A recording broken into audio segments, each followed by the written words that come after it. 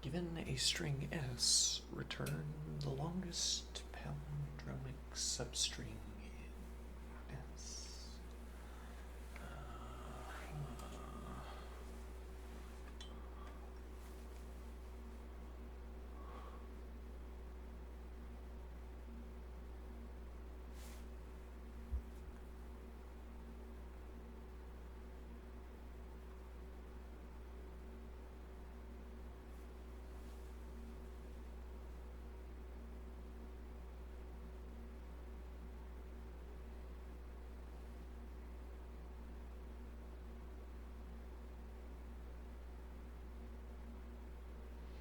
Alright, so I'm imagining a pointer at the left end of a string and a pointer at the right end of the string. The right pointer cycles all the way down looking for a palindrome, looking for a match in characters. And then we check palindrome status.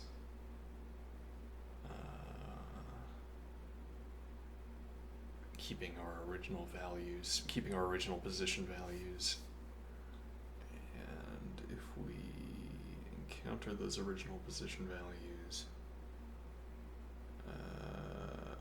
rather, keeping track of our original position values. If it turns out that we don't have a palindrome, then we return to the original position values and continue the main process of cycling through the string. The right pointer reaches the left pointer. We didn't have a palindrome, or we did, and then we go back to... Oh, okay, there's a shortening here that if I do identify a palindrome, then I don't need to continue searching a given stretch. Rather, I don't need to continue moving the pointer from the right to the left because there can't be a longer palindrome. And then furthermore, if the difference between, if I find a palindrome, right, so at the end of each cycle of moving the right pointer to the left, I can ask whether the current longest palindrome is longer than the gap between left and right.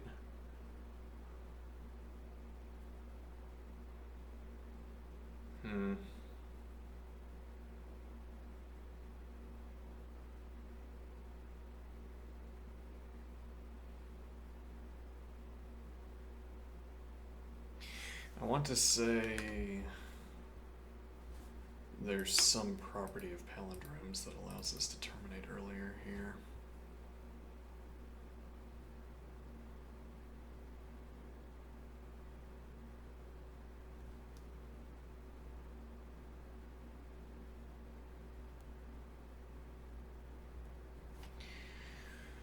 What do I mean?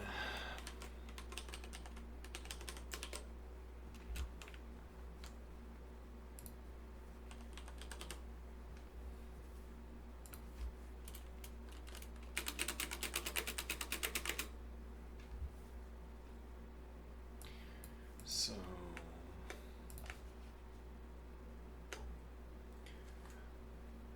this is a palindrome. Okay, then this cannot be a palindrome. Incorrect. If they were all one character. Or... yeah, I think that might be the only case. Though if this was a palindrome, same idea, we wouldn't need to look any further. The real question here is when we do this.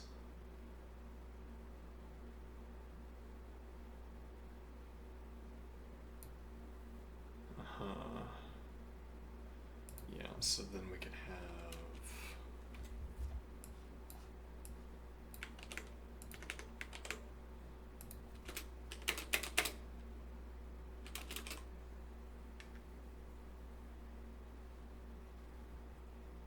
Okay, but then this would already have been a palindrome.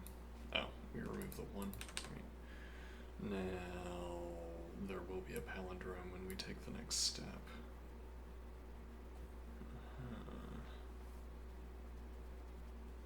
And there would not have been a palindrome earlier.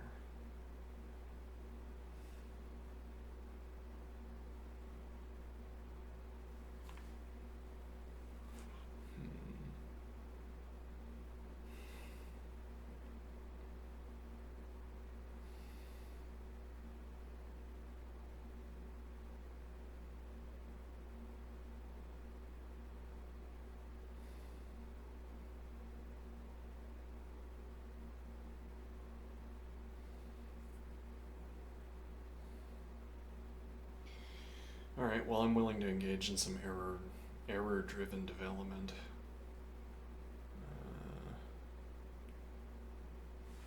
All right. Let's see.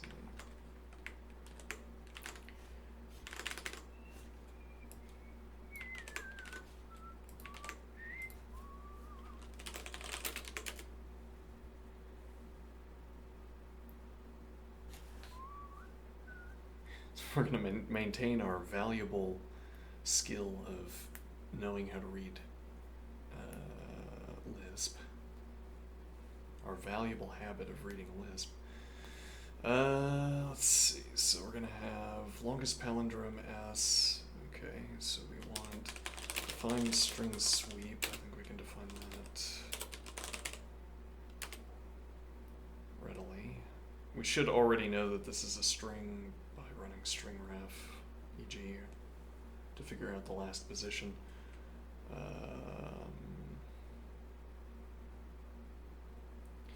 So index will be a fixed num, positive fixed num. Fixed nums can be negative, right?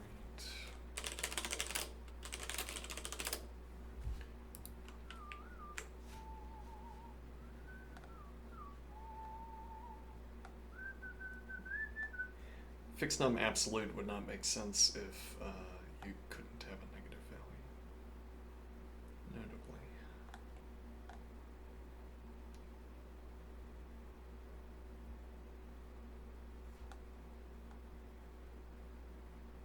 Probably, let's see.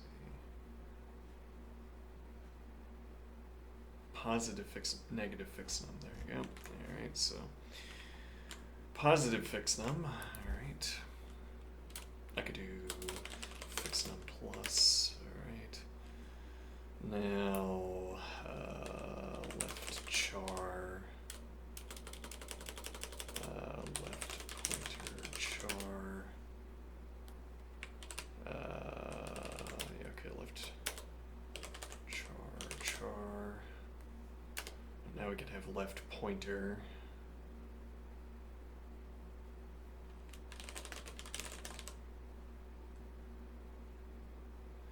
Yeah, though we could also sit on this in the environment.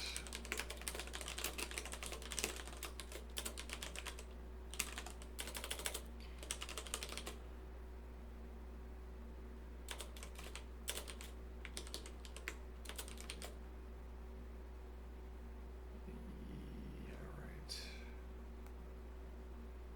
We could also rule that out to give ourselves specifically positive fixed nums, but okay. Now, so, string sweep, make 0 an honorary positive number. Alright, so left char will reference the left pointer as needed. So start at 0. Okay, and now this part is simple. If equals index fixed num 0 plus. Oh no, yeah, it looks like we do need a copy of the left pointer because that's our termination condition. Okay, left pointer fixed num 0 plus. Okay.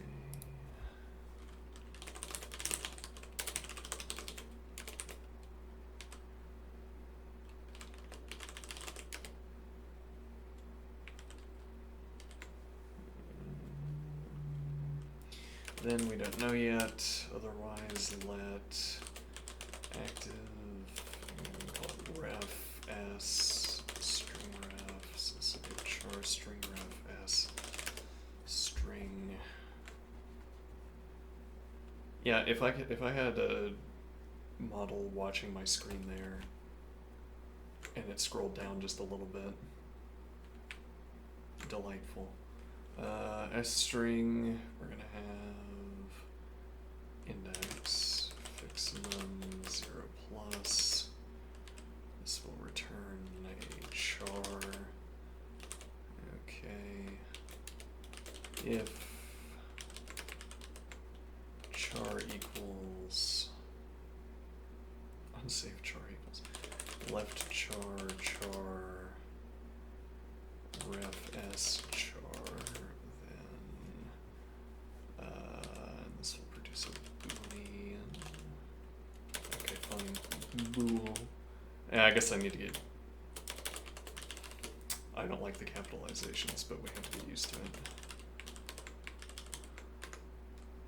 If char equals, this should be bracket, we're sticking to form here. Then we don't know yet. Okay, otherwise string sweep as string sub1. So we could automatically do unsafe fx minus index fix num 0 plus 1 literal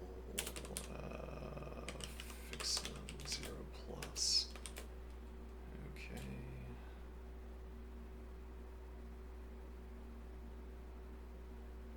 Yeah, it's interesting. Now this actually doesn't guarantee, well, and this is part of why we're, this would be fix num -1 plus. Alright, left char, left pointer, fix num 0 plus. Alright, there's our string sweep. Alright, now we want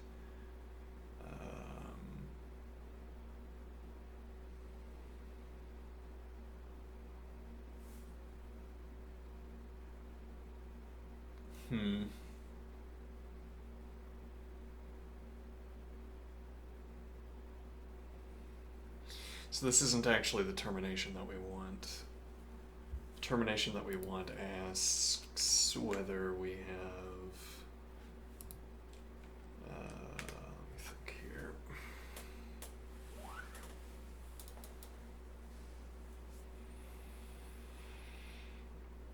The termination that we want asks whether the difference between index and left pointer. Right, so we could have define left pointer fix num 0 plus 0, and this would instead be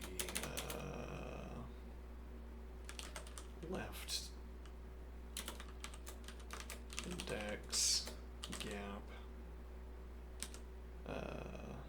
fix num 0 plus.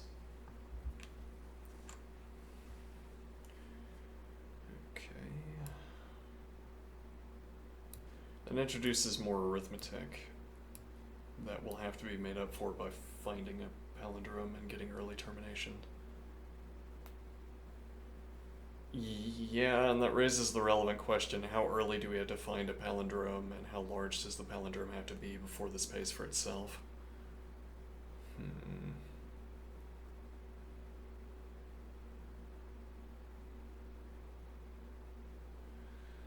Let's see, so we're saying if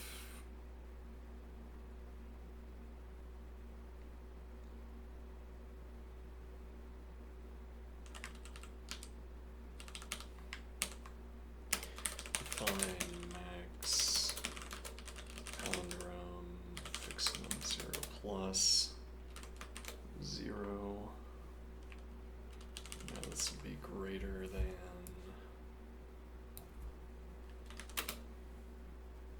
or less than left index gap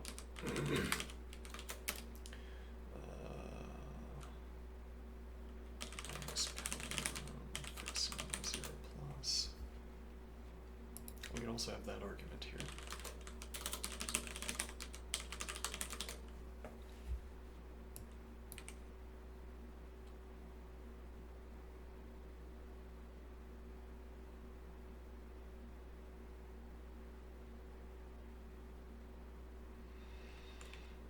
Okay.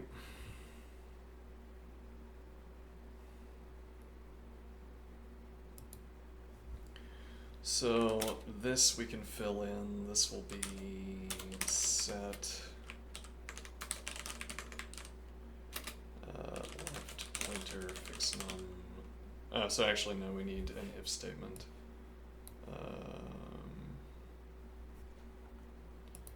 define. Well, actually, we also need. No, we don't need.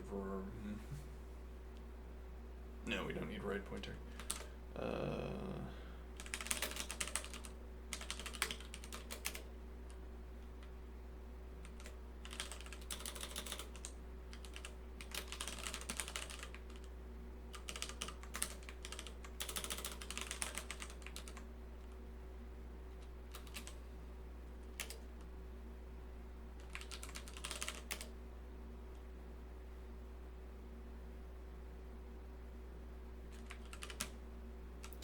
Fine. Why introduce the risk, albeit low risk, for a single instance of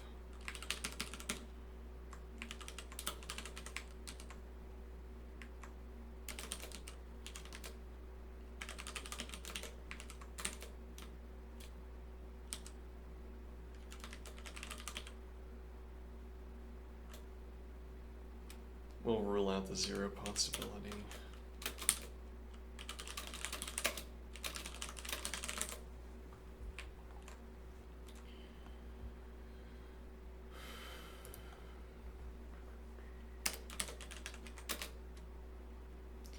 We can justify this, we have to perform this addition multiple times. It's not in a tight loop though.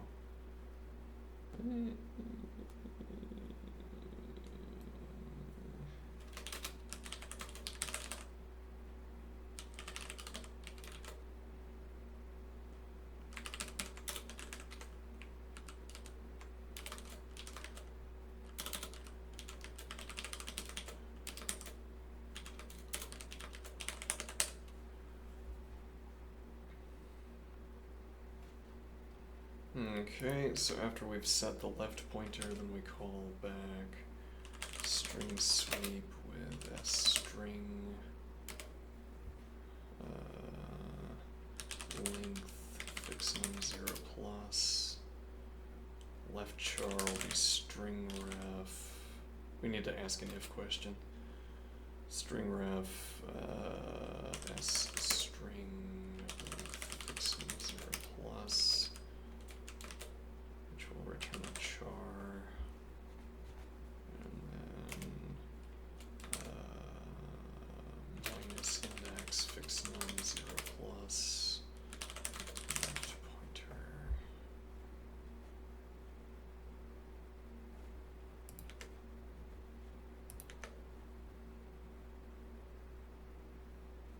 Okay.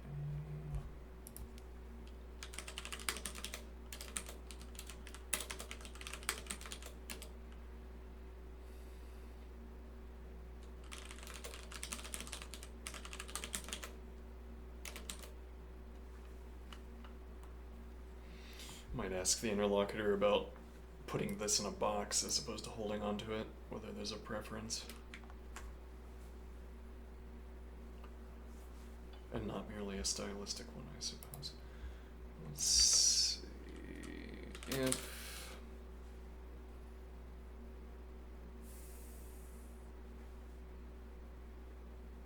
So I guess we want a let definition. Let's see. Let next gap minus index fix num 0. That's incorrect. This should be length. Minus length.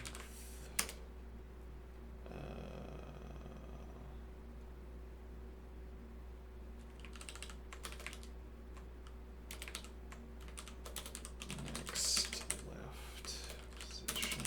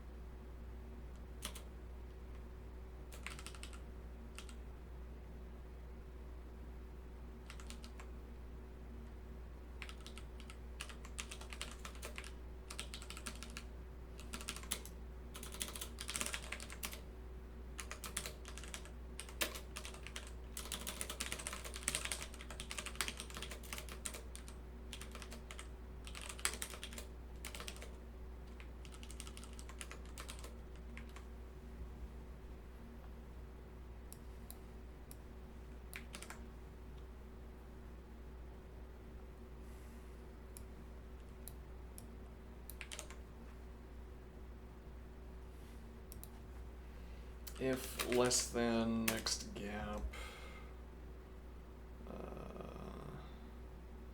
Am I returning?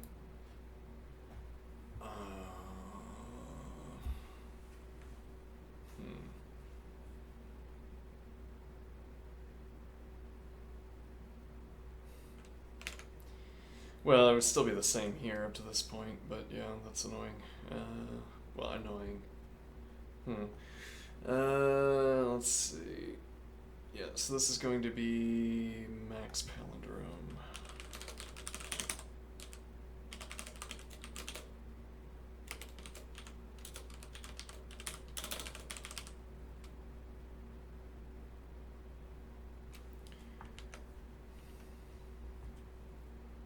Then return output string. Okay. Otherwise here. Alright, that's one gap filled in.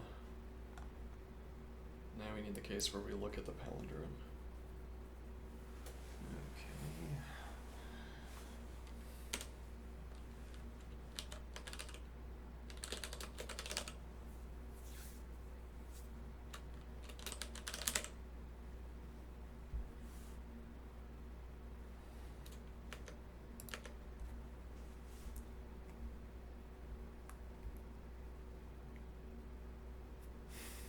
Oh, make sure I'm on the right camera. Okay.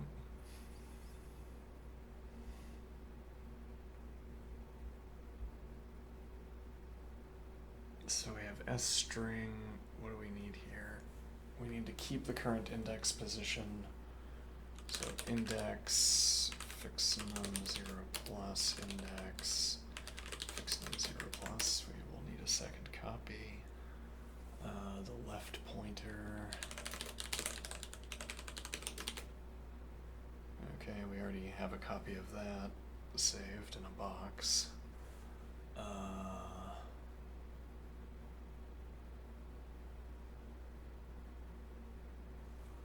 And then I guess we pass in null.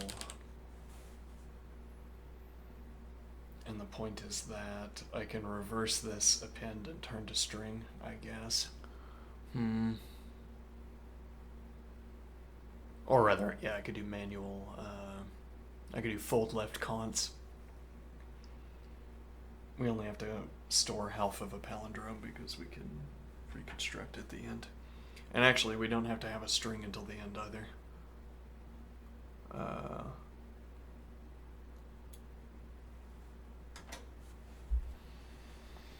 Alright, let's see.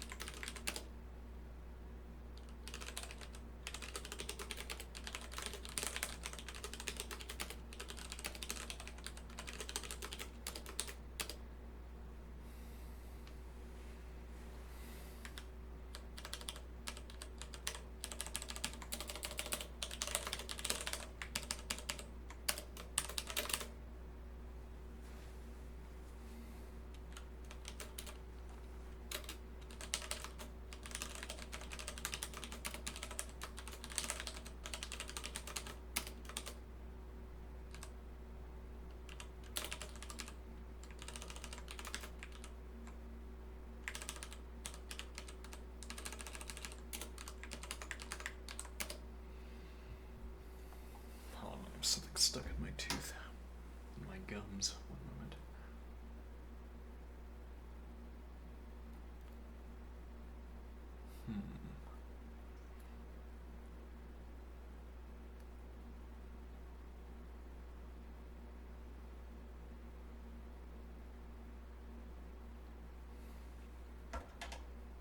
I have a lock picking set that I use for picking at my teeth. Anyway, alright, so we're gonna have, right, so now we have a palindrome, and also we know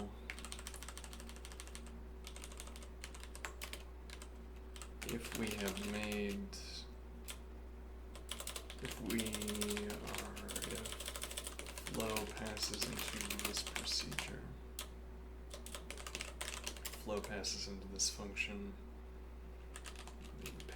any palindrome that issues forth from A, that results from passing through this function must be longer than the palindrome that is saved as the longest palindrome.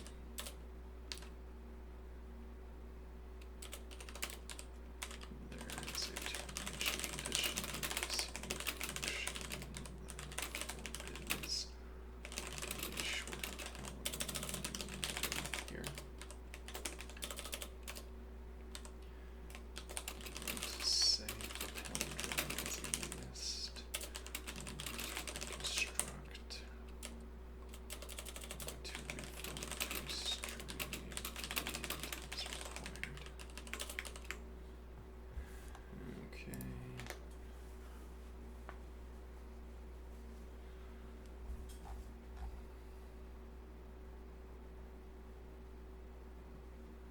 So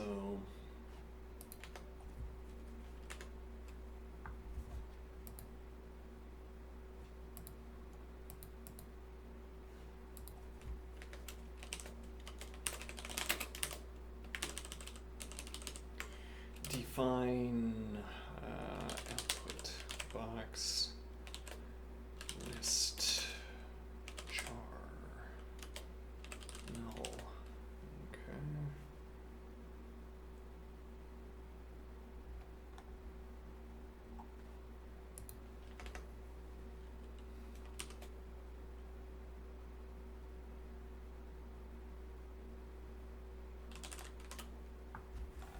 Set output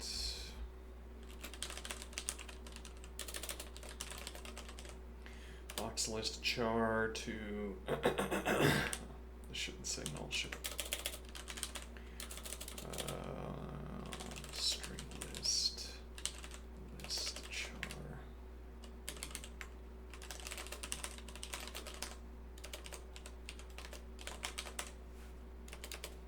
Okay.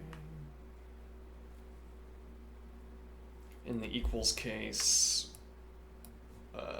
we had odd and we're on the central char, which means they're equal.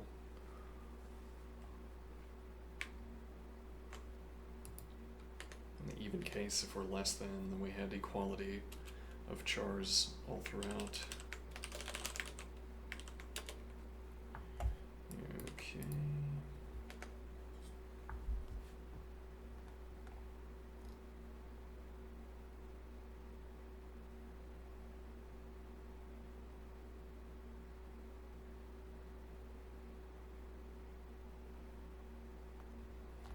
And then we need to call back to string sweep.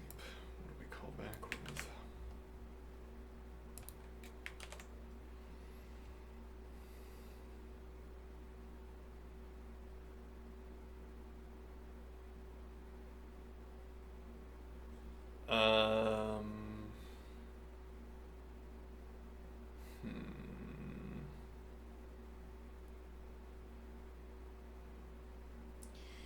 We also need to pass in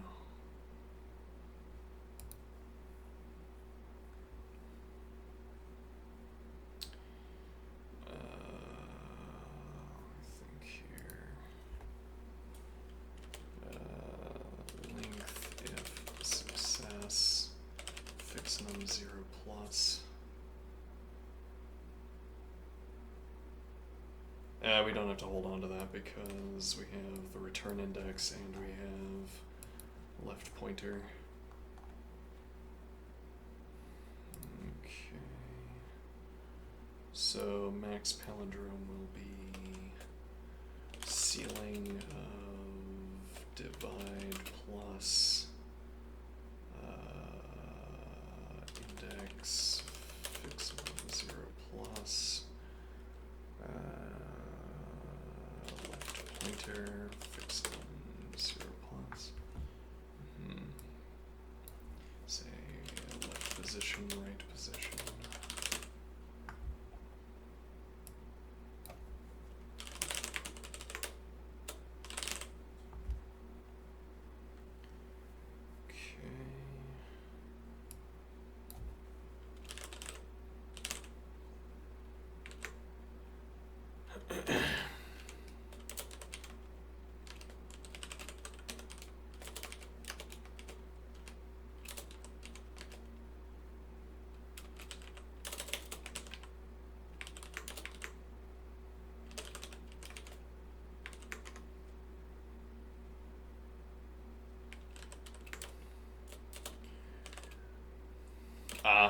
Interesting.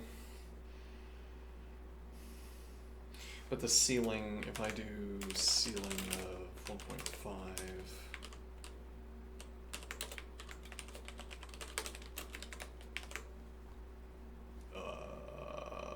that's annoying.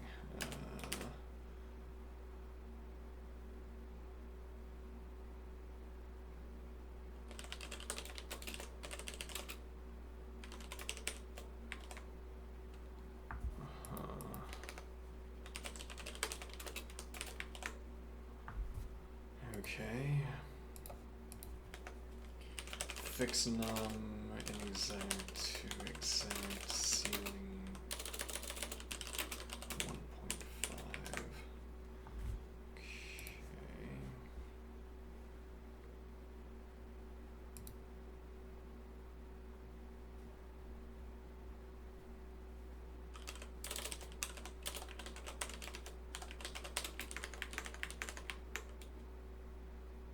I can't do that. It has to be.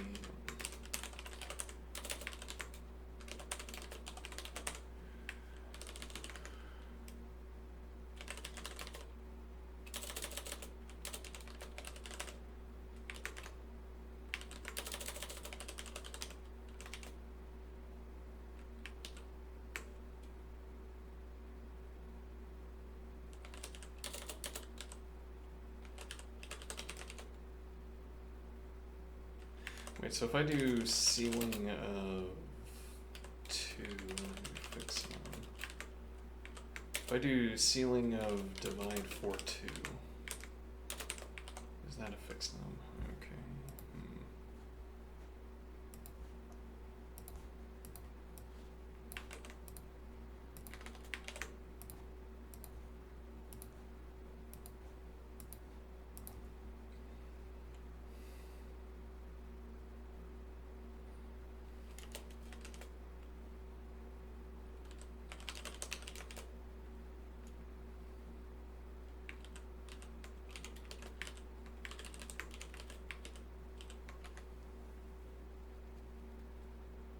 This also saves doing the arithmetic until the end, as opposed to passing the doing the arithmetic and passing it in where it might be wasted. Okay.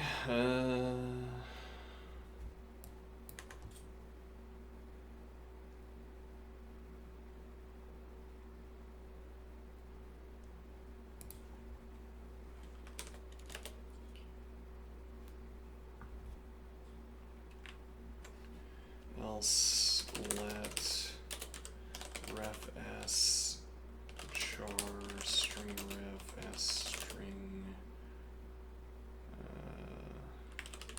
left ref s string left position fix num 0 plus char and right ref s char string ref s string right position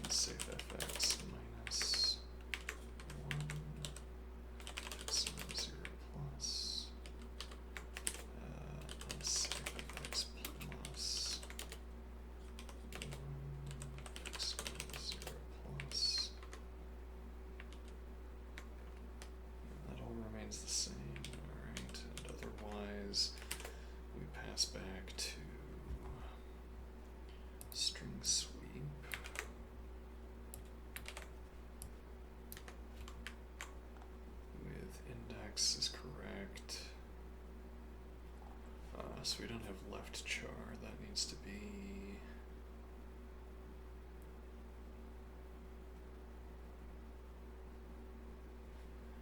So we need to recalculate this. Minus left pointer box. Fix num 0 plus. And index fix num 0 plus. Fix num 0 plus. Okay. And left char will be string ref s string left pointer box fix num 0 plus char. Okay.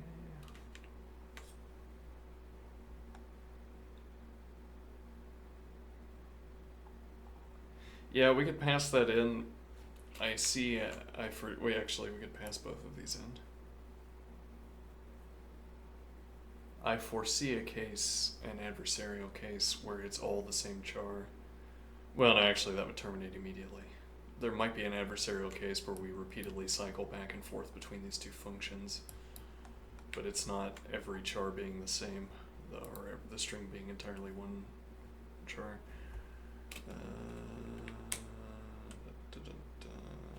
Okay, so we need the same here.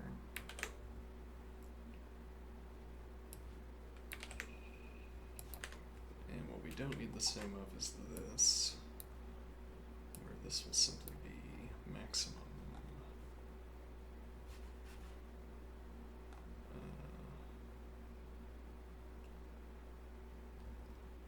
Well, we didn't pass that in.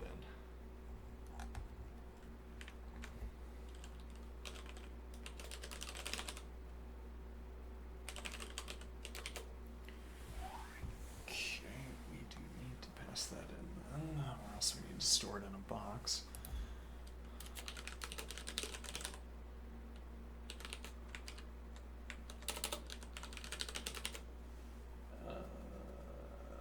It's a little bit awkward because we don't have to check this value.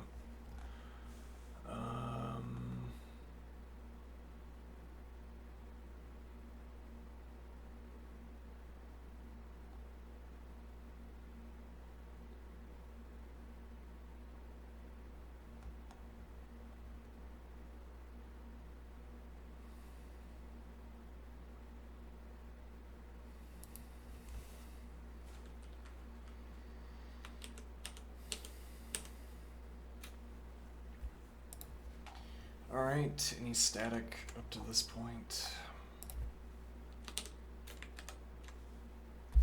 Yes, apparently. Let's see. Yeah.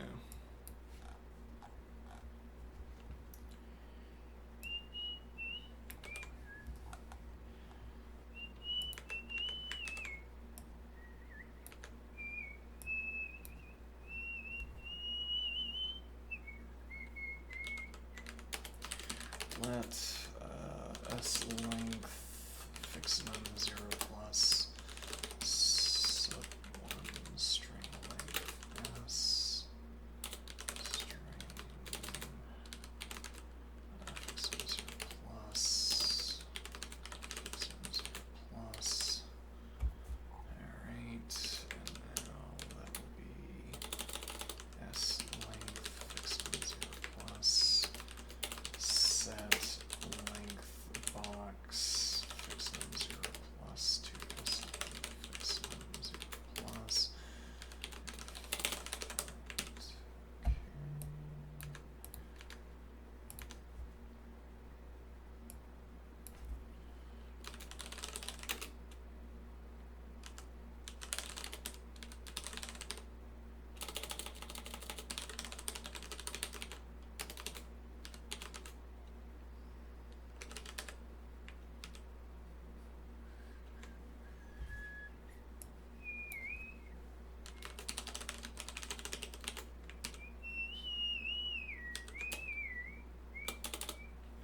Guess this needs to default to 1. Okay.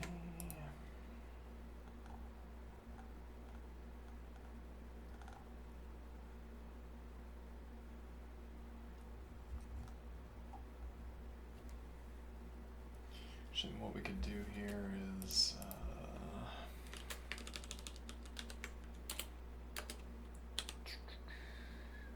zero char, zeroth char string ref s string 0 fixing 0 plus char. Alright. Set. What are the length values? 1, okay. Set output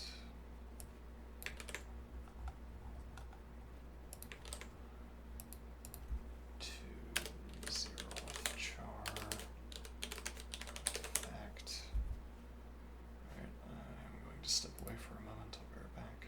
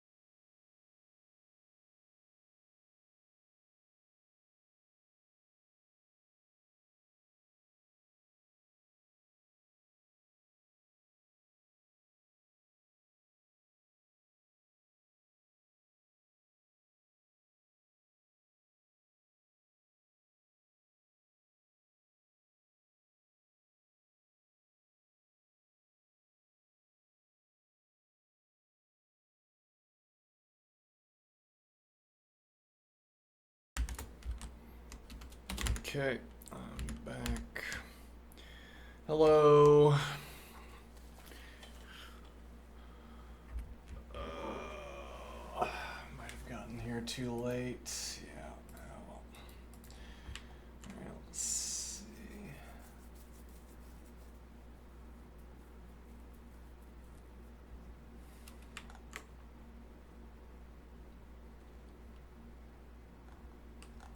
Now, do we have any static?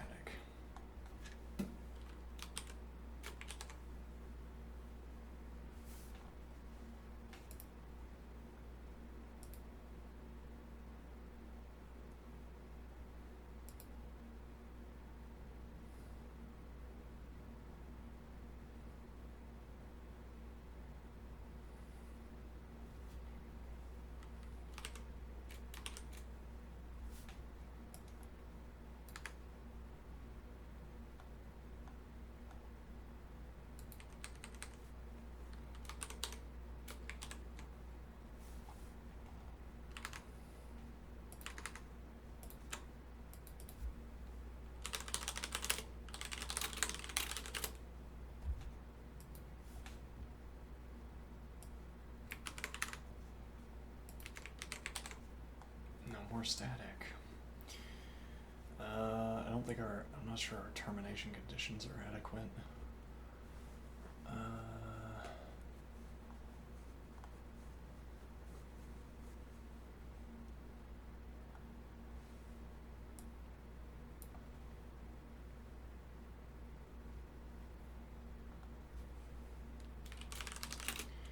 Fold L.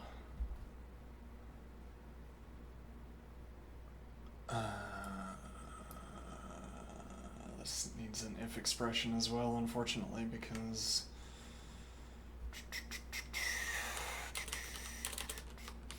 if odd max plus bool, then fold left plain lambda char string list to string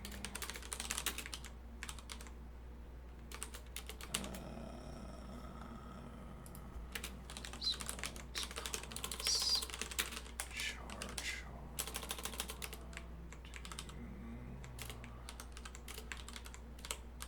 list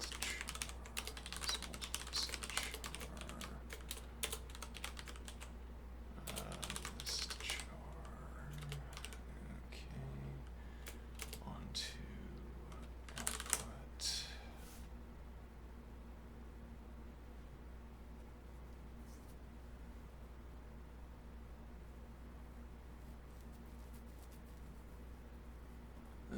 Yeah, output box list char. Start, and this is CDR.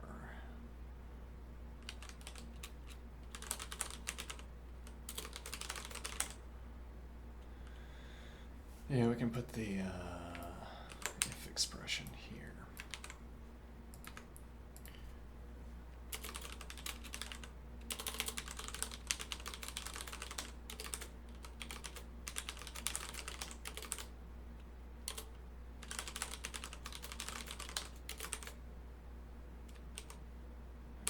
Okay.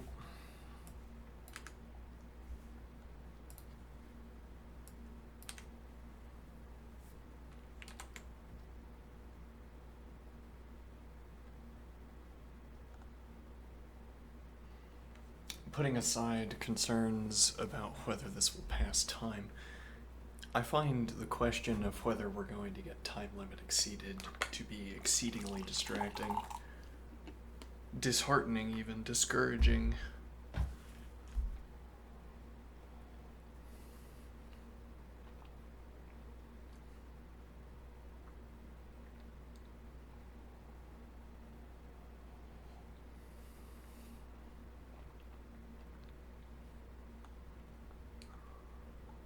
Let's see what twisted mangled. See what mangled metal this outputs. Okay, let's see.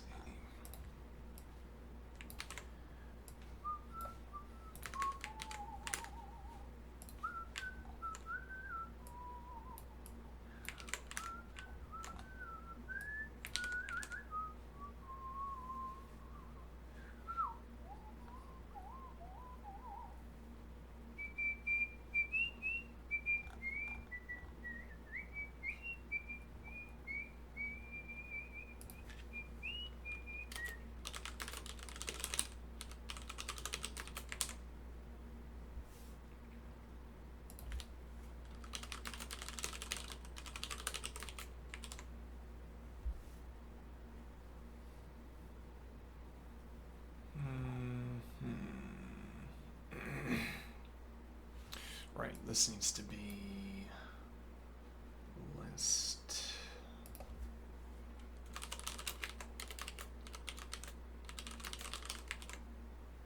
All right, that is incorrect.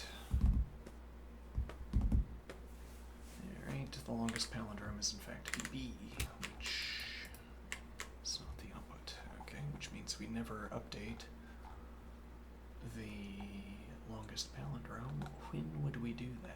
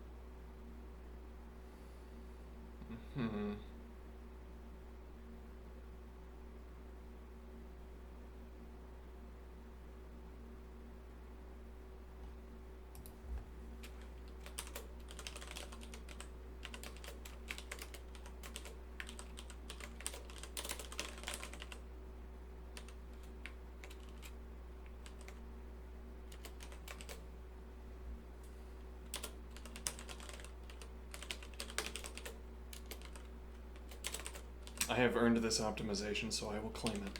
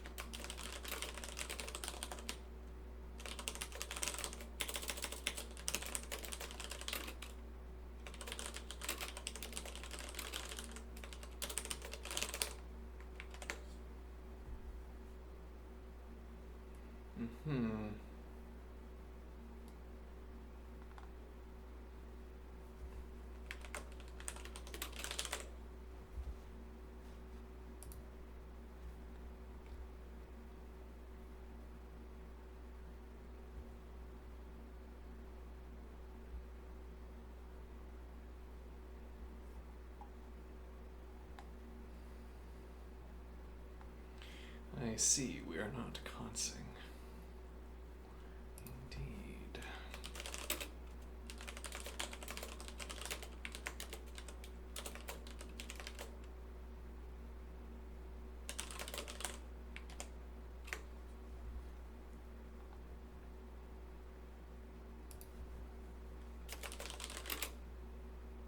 And actually, this would need to go with.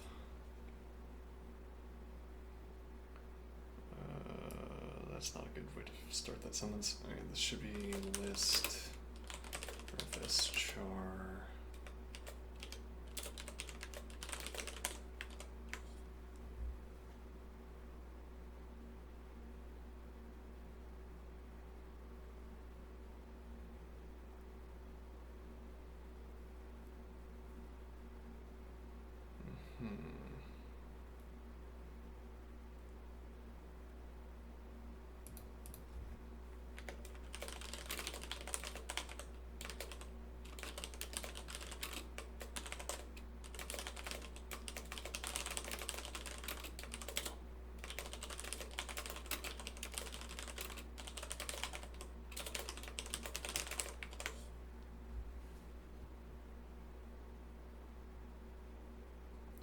Interesting. We never reach this position.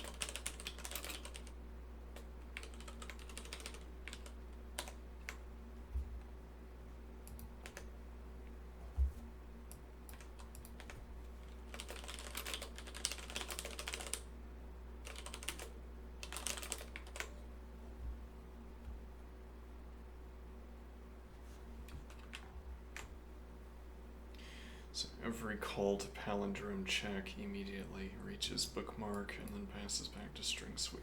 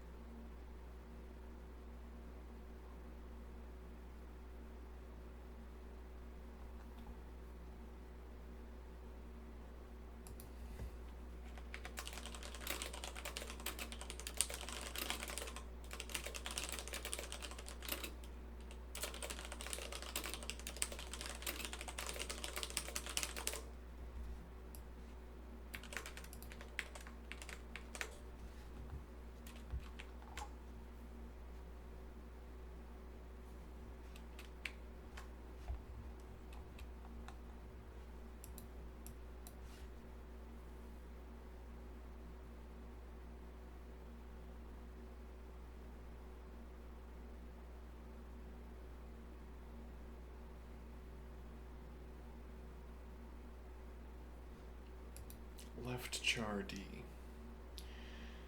That is incorrect. Okay, so let's see here.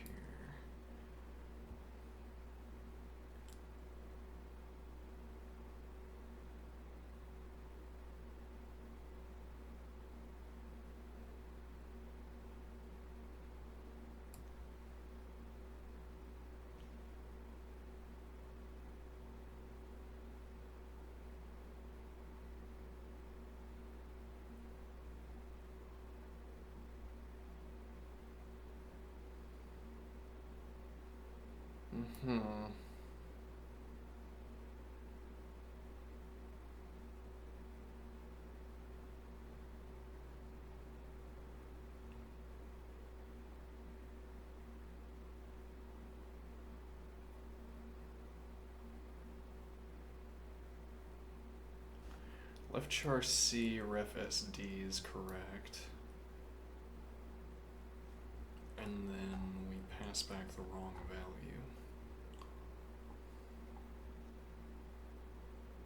Because immediately we have left char is D.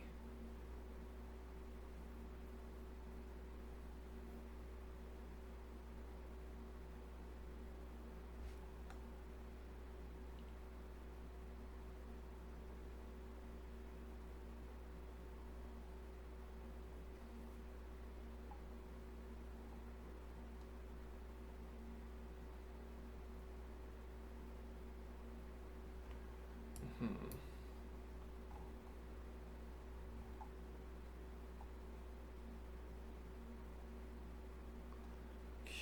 yeah, so this should be string ref, left pointer box, fix num 0 plus.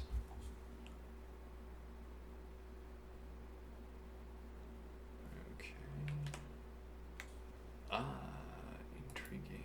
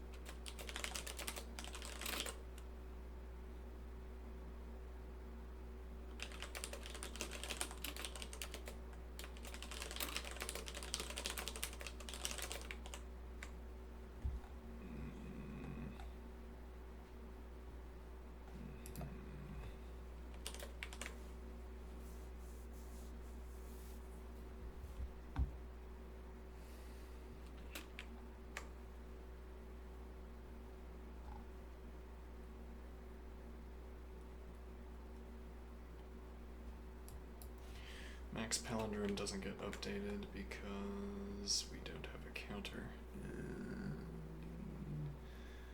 So palindrome check needs an incrementing counter.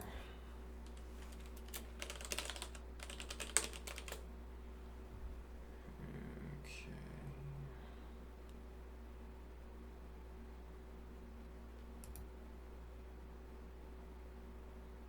And then instead of passing back,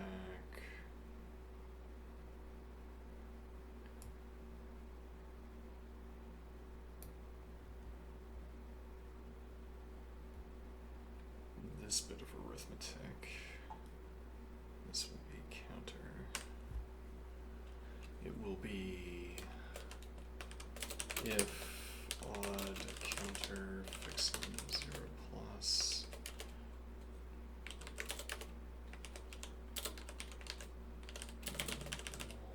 Then sub 1 times 2. Yeah.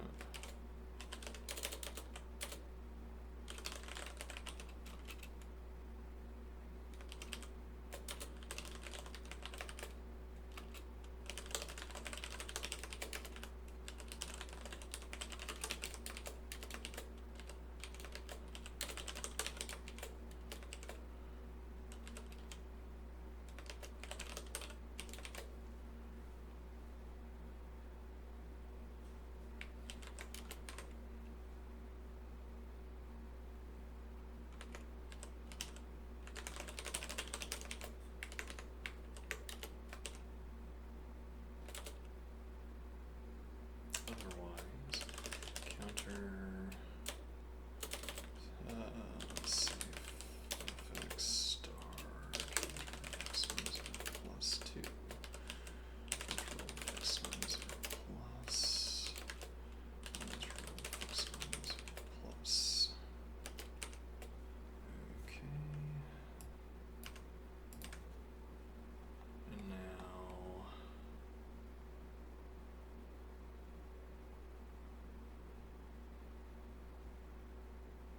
this counter value is in the 2 from the end position.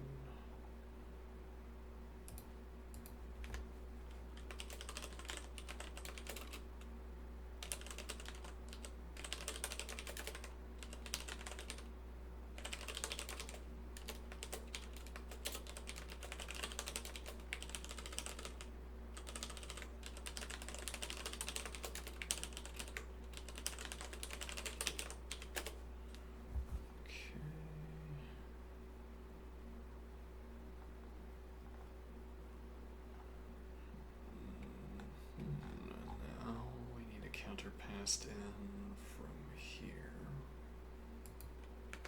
This will be a 1.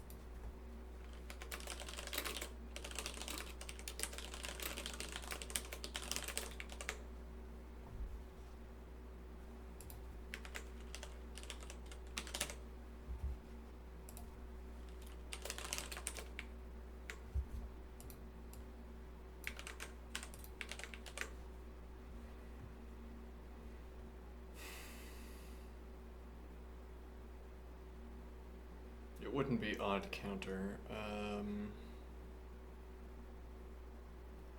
This would rather be if equals left position, right position.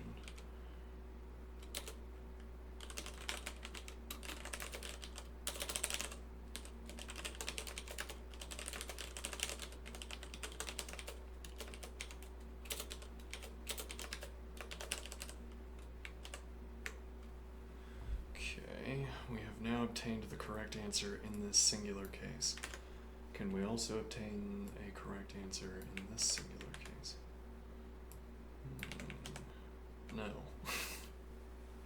No. Curiously, we got the same answer. But that's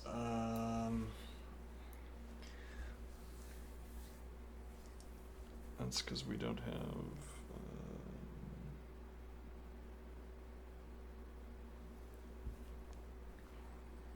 We don't have anything to const on the element in the last case.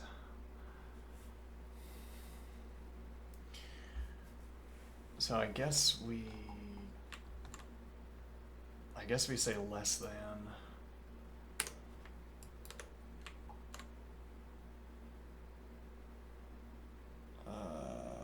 Okay, we say less than right position instead of less than or equal to. Now, in the equal to case, we will have that element const on. And now we do ask odd. If odd.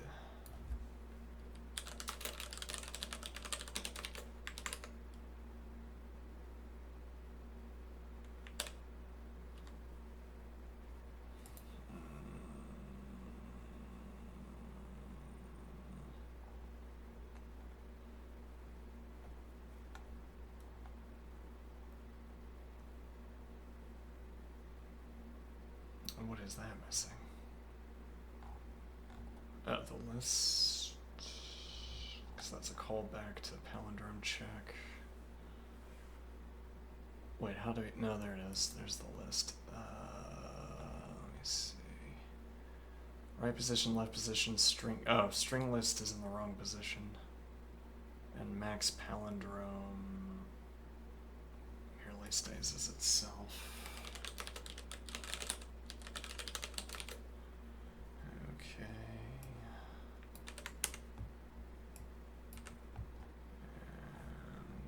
List is in position. Where am I? 0, 1, 2, 3. Okay. 0, 1, 2, 3. Okay, a little bit odd. Yeah, whatever. Alright. ABBA. That is almost right.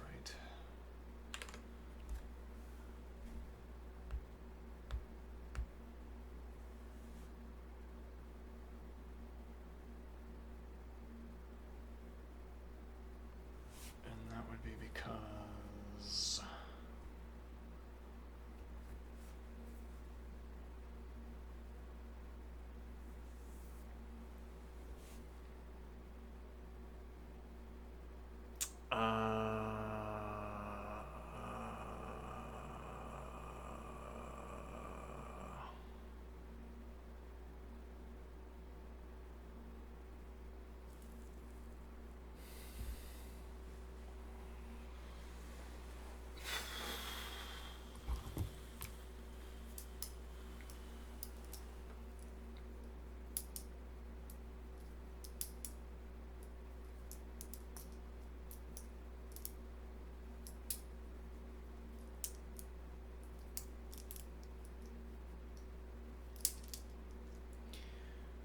it's because the counter is not odd in this case.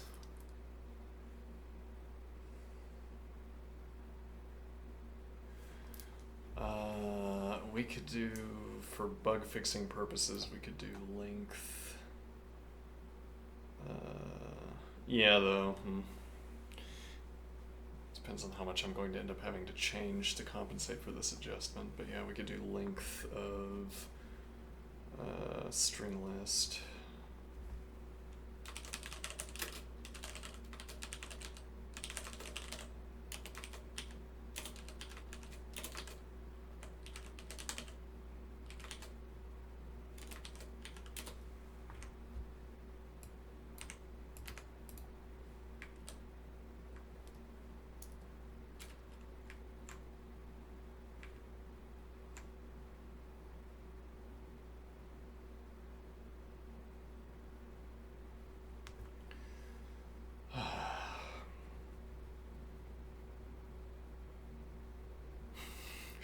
Now we could redefine we could redefine list. We could redefine length to be whatever. Yeah, I mean this was a bad answer anyway. Though redefining a term like this was not a good idea. Okay, so what is the actual solution to this?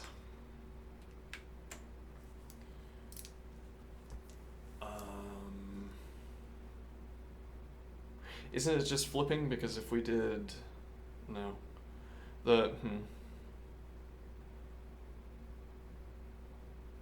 Asking if the counter is odd is not a good question because whether the counter is odd or even, we're going to have how do I?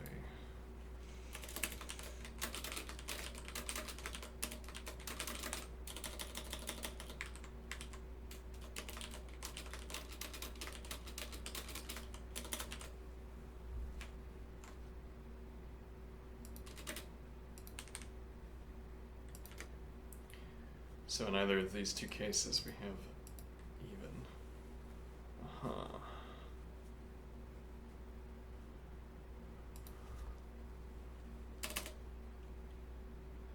Now, I'm not sure that makes the point I'm looking for here. If I do 1, 2, 3, 2, 1 like this, as opposed to 1, 2, 1.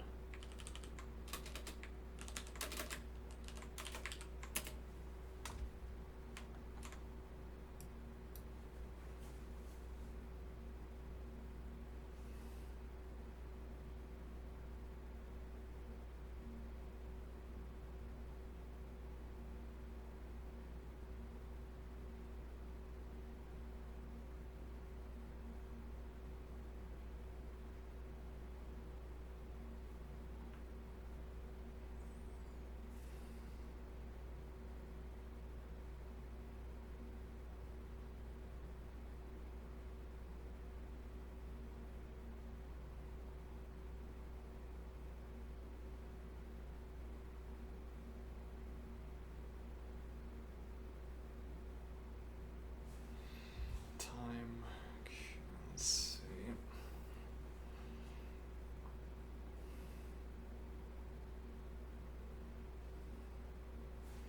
So we'd be counting 1, 2, 3, 4. And then we're counting 1, 2, 3. Okay, but both of these are odd cases. Well, the point is that this can get both even and odd. And then similarly, if we have, yes, 1, 2, 3, 3, 2, 1, or if we have 1, 2, 2, 1.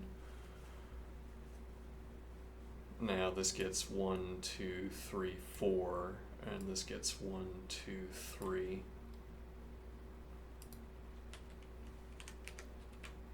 Because it overcounts.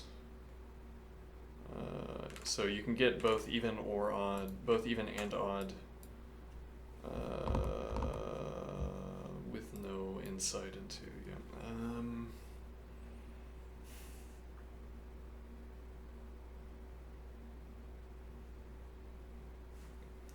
okay, so we can bring back less than or equal to. Okay, and now I say if equals,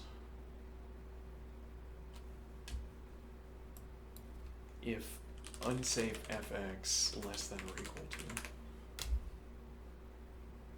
Alright, now if unsafe fx equals right position fix num 0 plus left position fix num 0 plus. That would mean they've stopped on the odd case. Okay.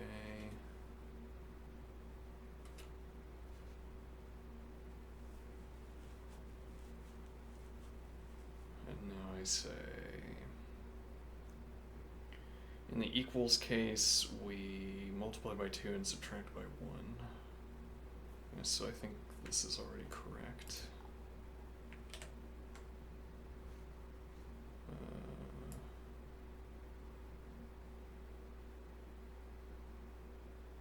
Huh.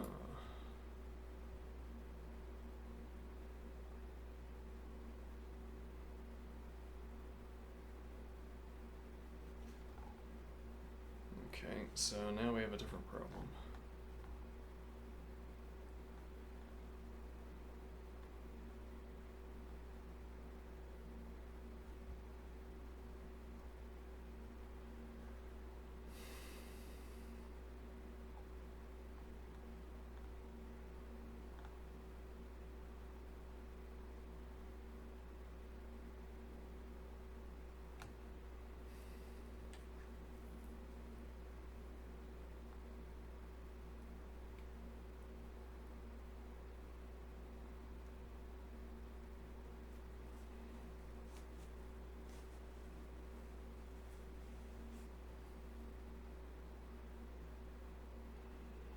And that problem is, let's see.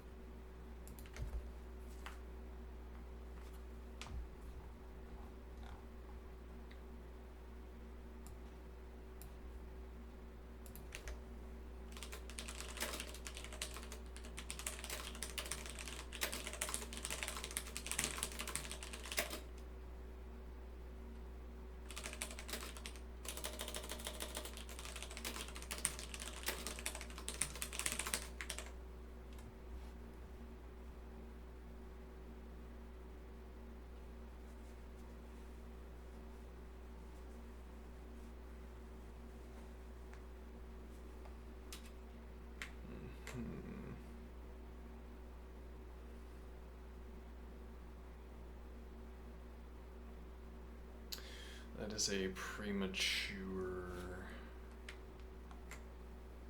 return, right? Let's see.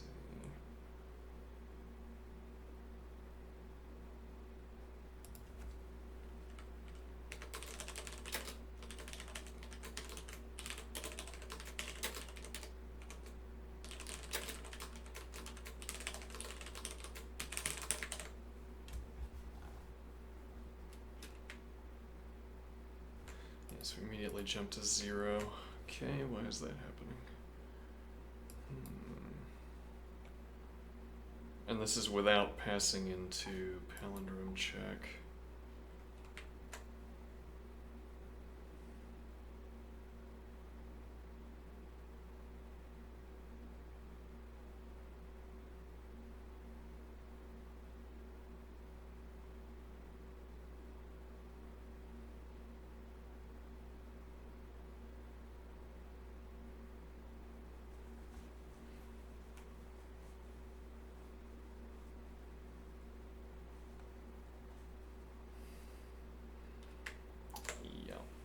This should not be index. Well, no, we should have index, but hold on, wait.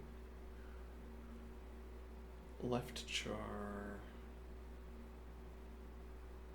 That should not be left pointer. This should be.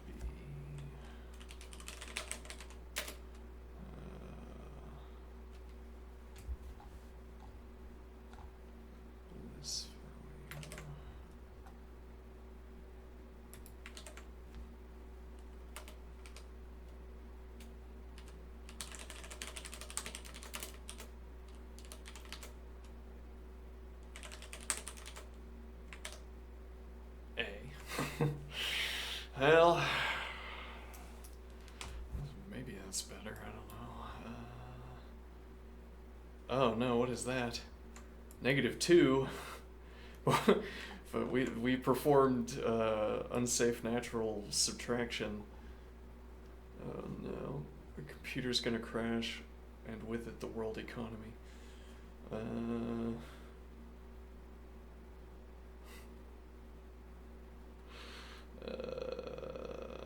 Alright, call it for now. Come back tomorrow.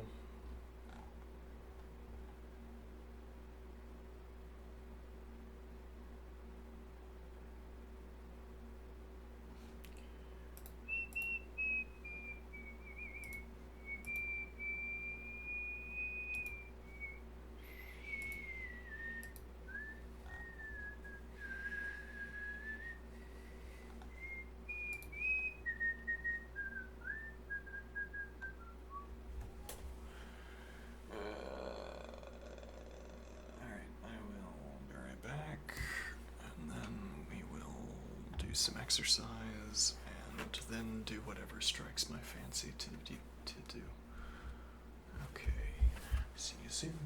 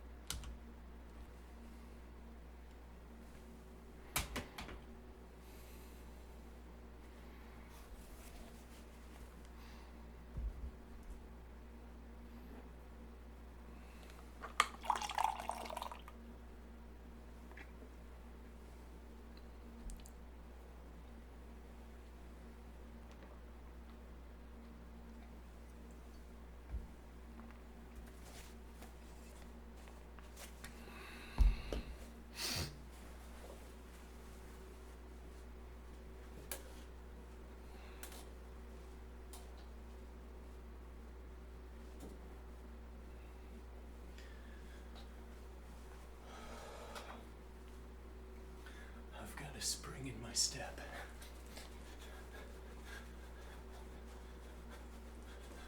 Because I sure don't have a summer in my step. Imagine I could have been in a tank top a month ago.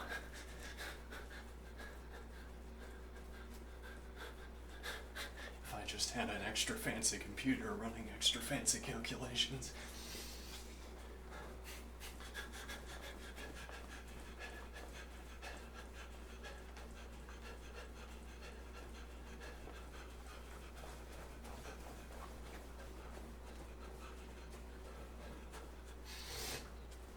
Not really my preference, actually. Well, I don't know. I guess I'd have to go into a clothing store to know. This but longer and with different colors? Maybe.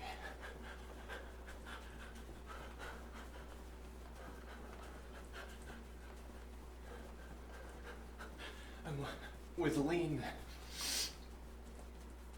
I watched 2 lectures, though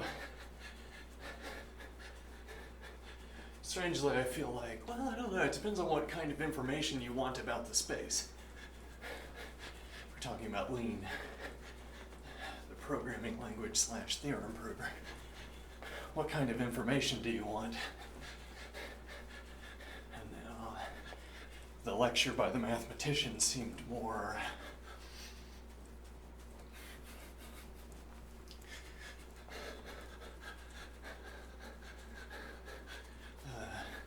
it seemed like less of a lecture and more of a sales pitch. Right.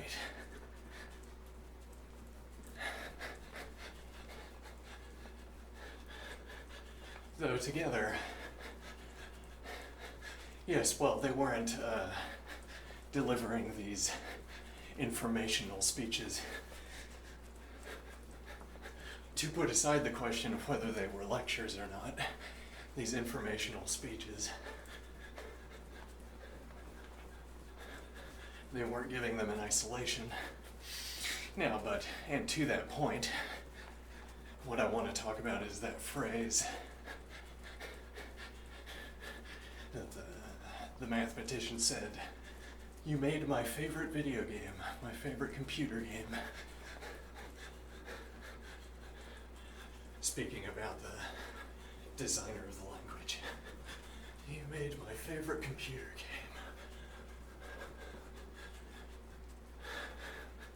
Now, part of what I'm trying to get here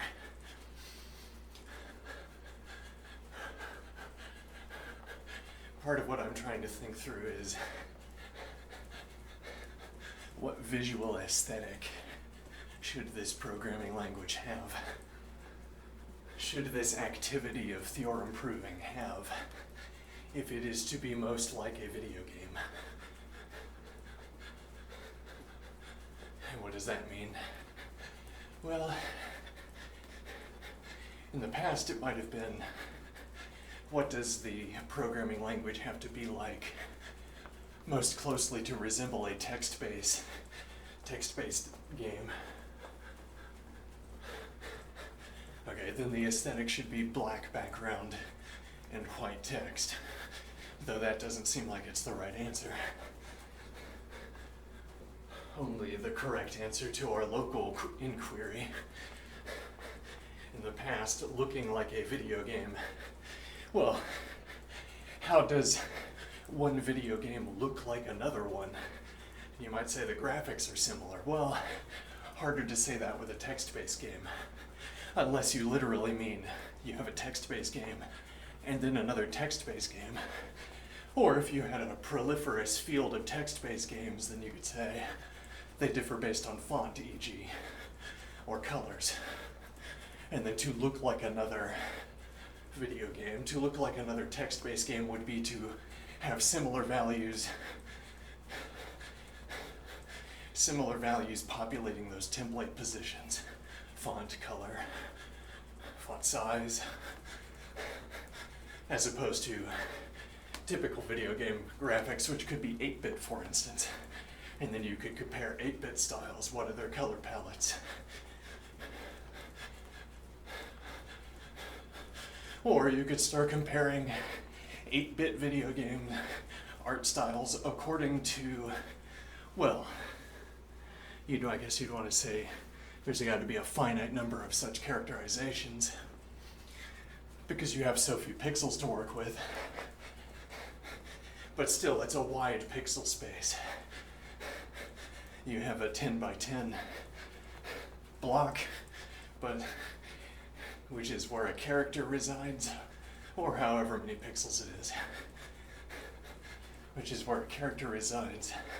And you can blow that up to look at its particulars, blow up another to look at its particulars. You have two 8-bit images that differ from one another, and you want to characterize them according to their differences in style. Okay. How do 8-bit images differ from one another according to their style?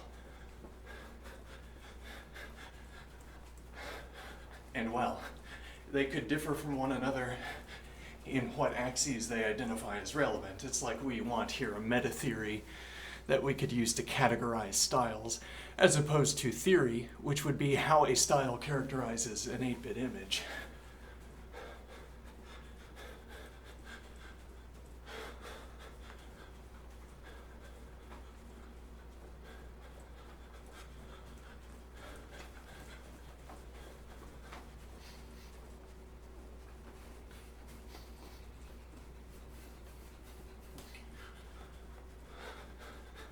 And well, now, whatever sort of story I could tell behind an 8-bit aesthetic, what if I had two different stories that didn't sound similar, two different styles, where their own self-describing meta-theory, their own self-description didn't match?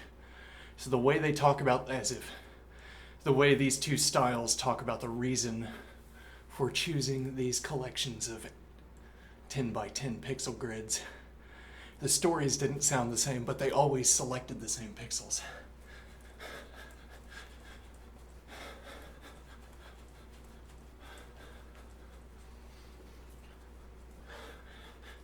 And so now I say, well, according to this style, the next 10 by 10 pixel block we need to fill gets filled by these 100 pixels. And according to this stylistic description, they get filled in by these 100 pixels. And then I compare the two, and they're the same. Strange phenomenon. How could they be producing the same? Well, I could listen to what they're saying, and then say, oh, really, they're talking about the same thing. But maybe they aren't, and it's a coincidence. And I move from one object to the next on a conveyor belt, performing tests.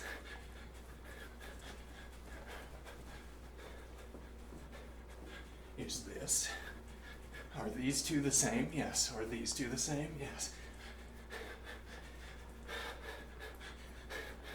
And there's a finite number of pixels in question.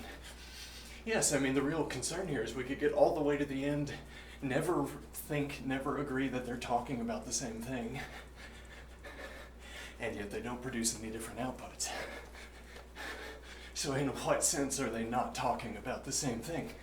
Well, that was going to get settled for us by finding a case where they disagreed, and then we could say, you see here, you can see in these two images, this pixel and this corresponding pixel do not match. And that is how these two discussions differ. And yet, all I want in other cases is a similar pixel. I am no closer to understanding why this description doesn't match up when it seems like it should. As it were, I expected such a pixel in every preceding image as well, and I didn't get it. On this one I got it, on the next one I don't get it. I don't get the difference, say. Or in all subsequent I get the difference, a different case. Or still mixed, whether they're the same or not.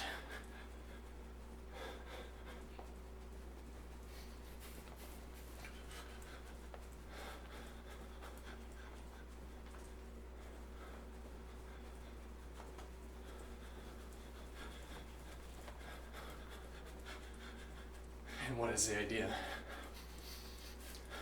Well, when we say, now we see how they were speaking about something different, that difference resides in this singular pixel we could identify out of all of the cases where they differ. E.g., though you could also have a constellation of differences and say, this is how the semantics differ from one another. Semantics over here talk about this object with these, all of the A's and then all of the B's over here with style 2. In any case where they disagree, there's an A case and a B case. We don't know whether it might be A and B out of A and B and C and dot dot dot.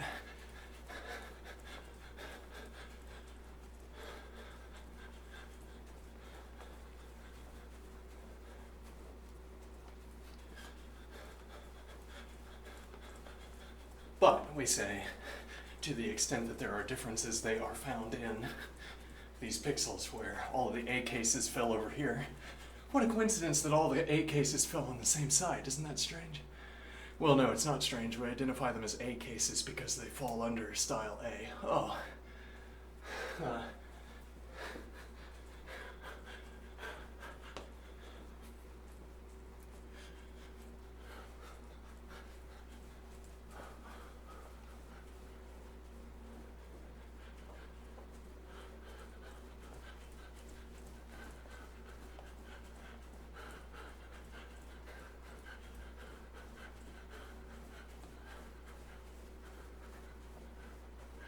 How are styles similar to one another?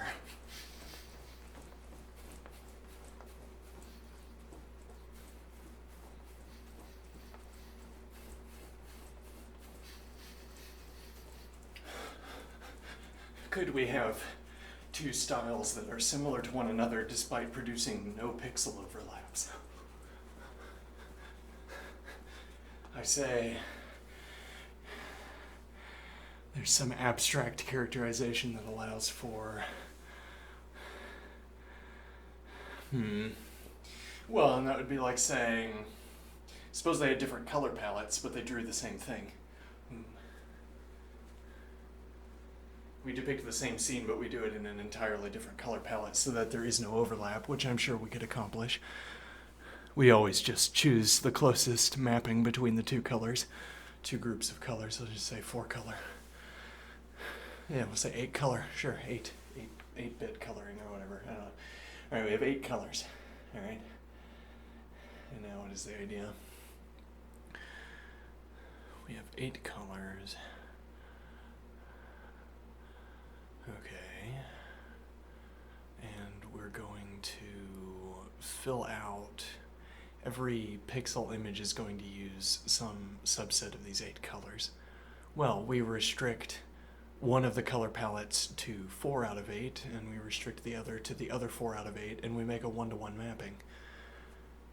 That might not be an aesthetically pleasing mapping. We might want to rearrange the mapping. It might produce a better pairing between colors from the first 4 and colors from the second 4.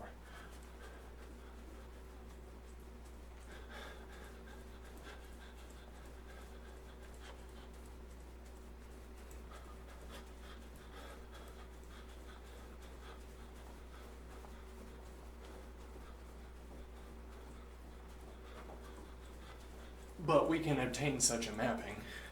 And now none of the pixels are the same to the extent that pixel identity is tied up with color only.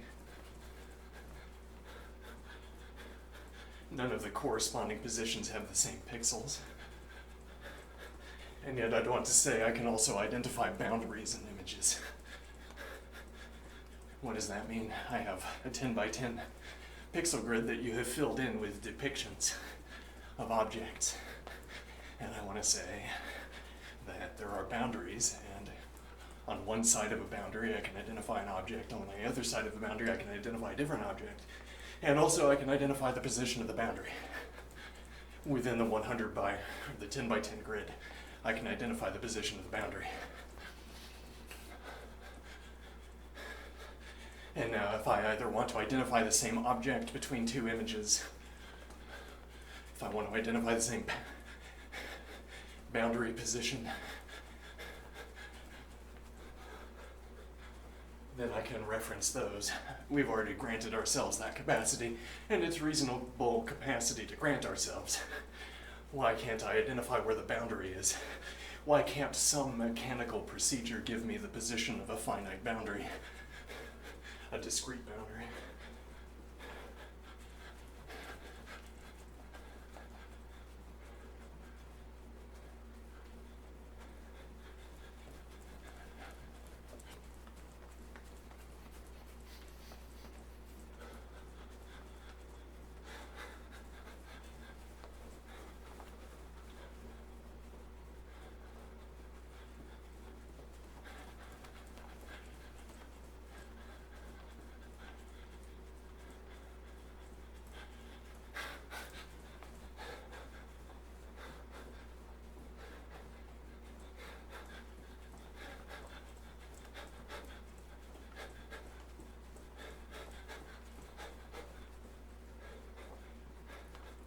I wonder if we could ever have math ASICs, application-specific integrated circuits.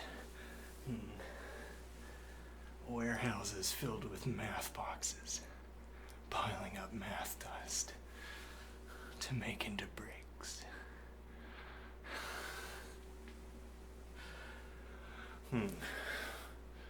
Well, then you need the object that satisfies the description, yes. Rather more difficult to obtain than the description itself.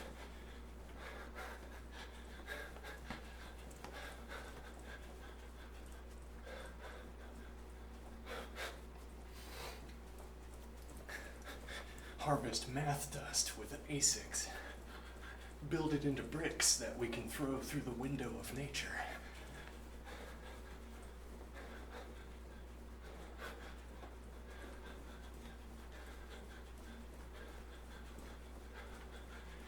Anyway, what point was I making? Right, boundaries. Why can't I identify boundaries? Yes, we said that the two ways that two matching pixels to corresponding pixels, the way two corresponding pixels could have the same value is by having the same color out of 8. All right. And then we said, but actually, don't I want to give myself more? Don't I want to give myself the ability to designate boundaries between objects, and then I suppose also objects? And why wouldn't I grant myself some such capacity, given that I can define a finite method for specifying boundaries? And it might kick back some edge cases that I'd say, no, I see how that tricked the rule, but we can apply a second sieve to such cases and just delete them. All right, so I have my algorithm, my 8-bit algorithm that identifies boundaries. Sometimes it returns something other than a boundary, but we have another sieve that deletes those consistently, let's suppose. If only that was a correct way of applying the word consistently, that would be a useful metaphor. We can test our 10 by 10, 100 by 100, whatever. We started out with 10 by 10 to be easy. We can examine it for boundaries using this algorithm. Okay. Surely, because I only have to speak about a pixel grid in this example, I know what I'm saying is true. If, for instance, in the minimal case, we had white and black pixels, lit and dark pixels. Okay, then we have lit and dark pixels. And now I say I designate as a boundary any collection of pixels that meets this finite description. And this finite description applied to any 100 by 100 grid is going to find the boundaries. Well, it's going to claim a distribution of boundaries.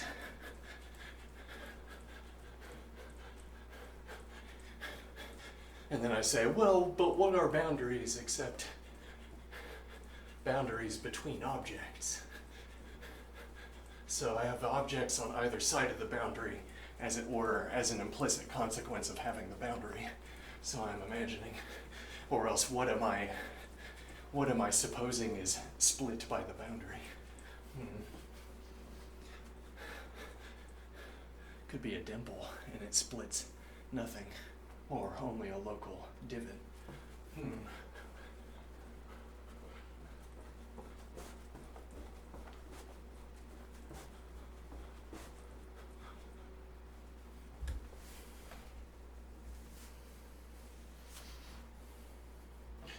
Okay. Now, but another way, another avenue for interrogating this question: how are two art styles similar to one another? Two 8-bit art styles similar to one another? Pixel art styles? Well, I suppose, however, their great masters would agree concerning their practices, the output of their practices. What do I mean? I see that these 8-bit art styles have their wizened practitioners, compared to whom the others are merely students. So if I wanted to know what differentiates 8-bit art styles, I know whom to ask.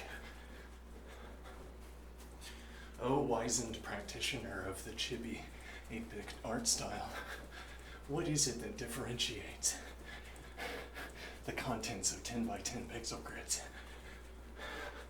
And then a litany. Well, I think about characters like this, according to this art school, and the other major practitioner thinks about 8-bit publicly, has described the practice as being a question of the other art school, e.g. And now similarities and differences are the wise reflections of those who are most skilled at the activity, I suppose. When asked concerning the differences.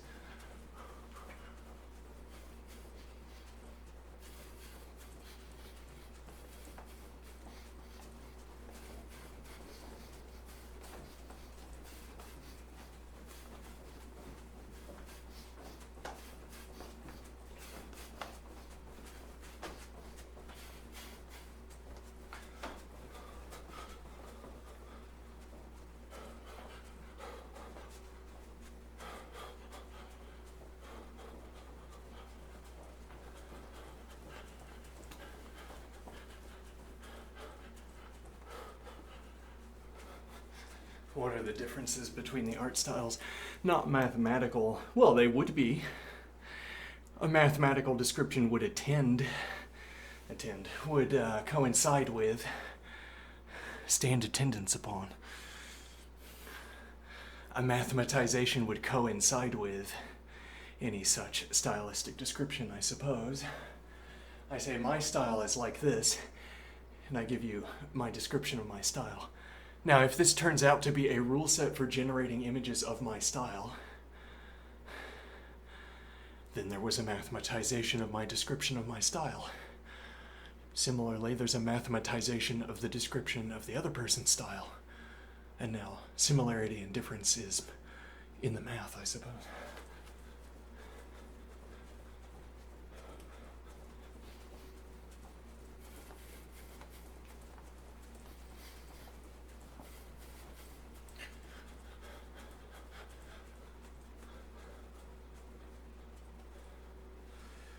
Now, what is the idea?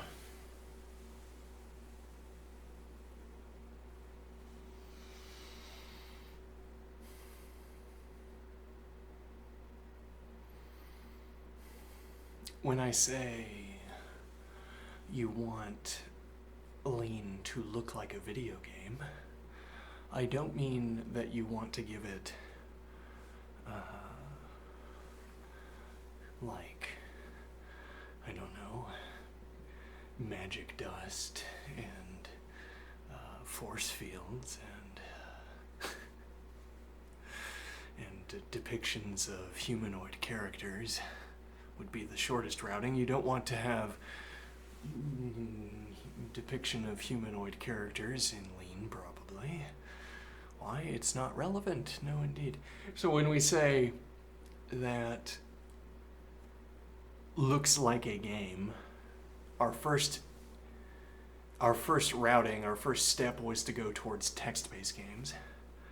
And we wanted to say that Lean could look like a text-based game by mimicking font or text color or background color or, and not so many ors, though maybe many differences between options, as in there could be many fonts given the number of pixels available for text.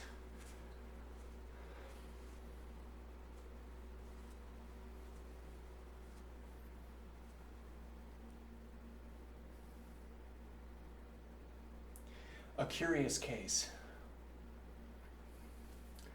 I have an object that I'm depicting in pixel space. It's an arc. Okay, it's bouncing.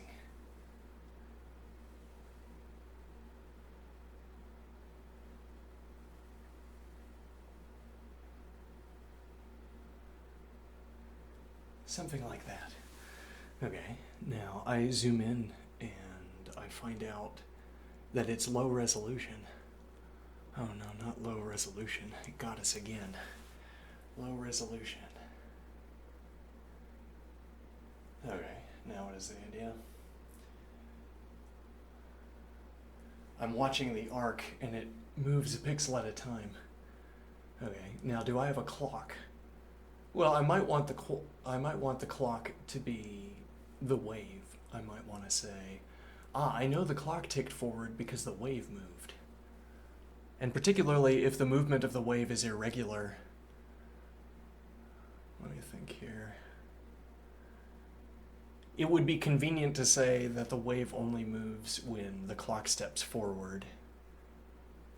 And that would give us a nice contiguous sequence for the wave. The opposing idea being that the wave can be frozen in place, as it were, and the clock is ticking forward, but the wave isn't moving.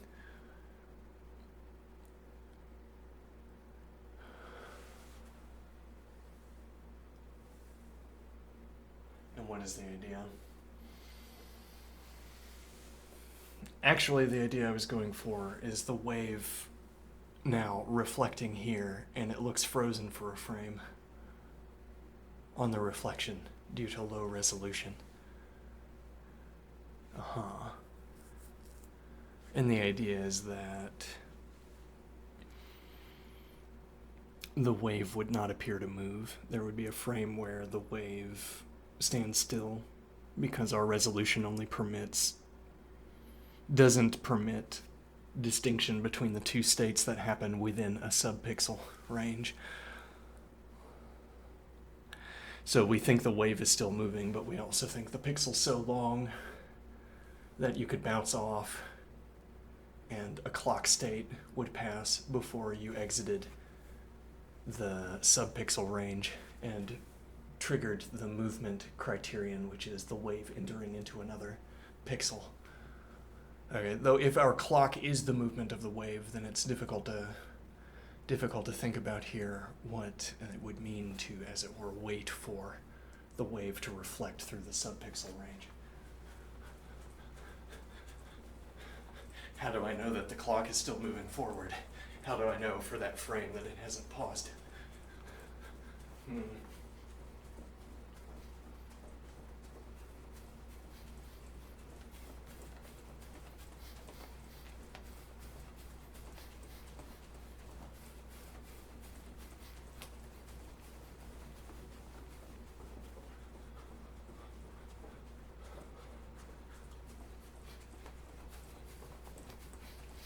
Why do I want this idea?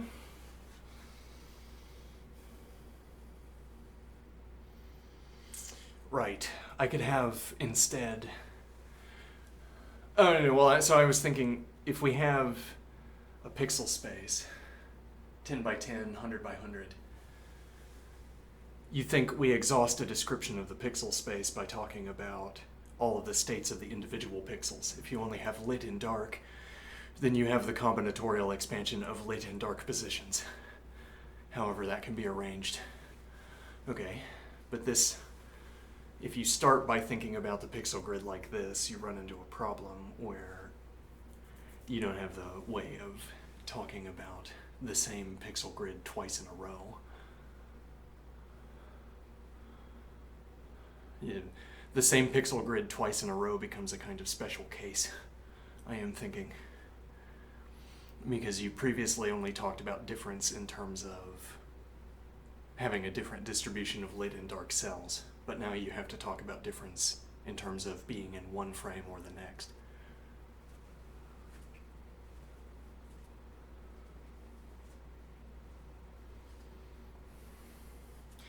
And now the idea is, this opens up another combinatorial axis, as it were.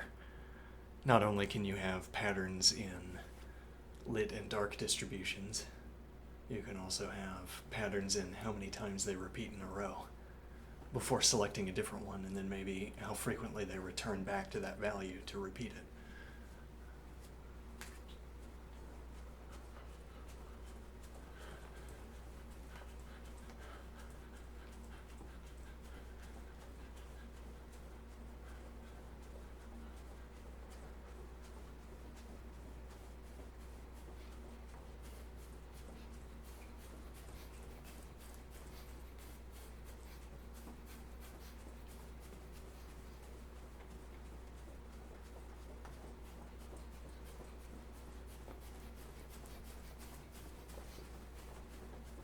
Right, so I say you want it to look like a video game, which does not mean that you want it to look like a text-based adventure.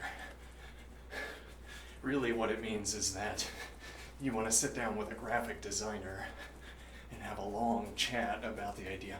A graphic designer / mathematician who can be talked into learning the language and then designing an art style for it to look like a video game is to have been produced by a video game designer.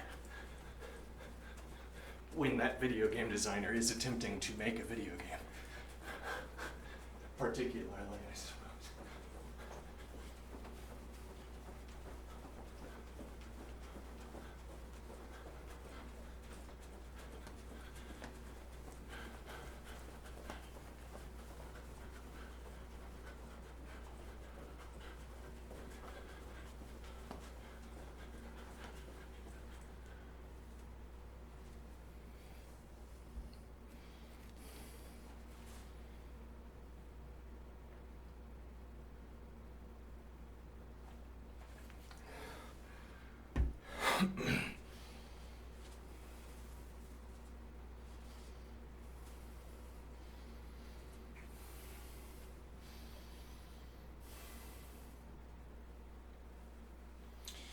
So that's why I'm spending so much time looking at the color themes.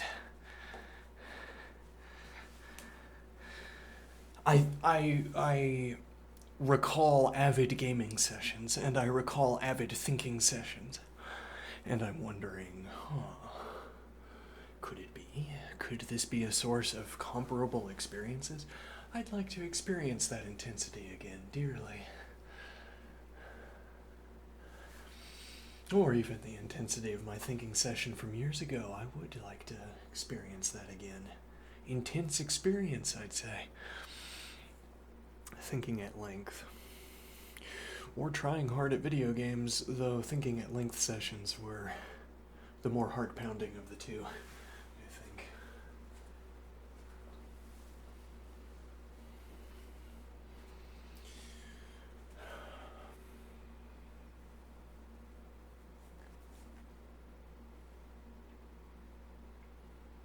Maybe even, I might think about my daily life as trying to cultivate such a state of affairs that I get that intense envelopment in my circumstances that I used to get. Except while doing something productive.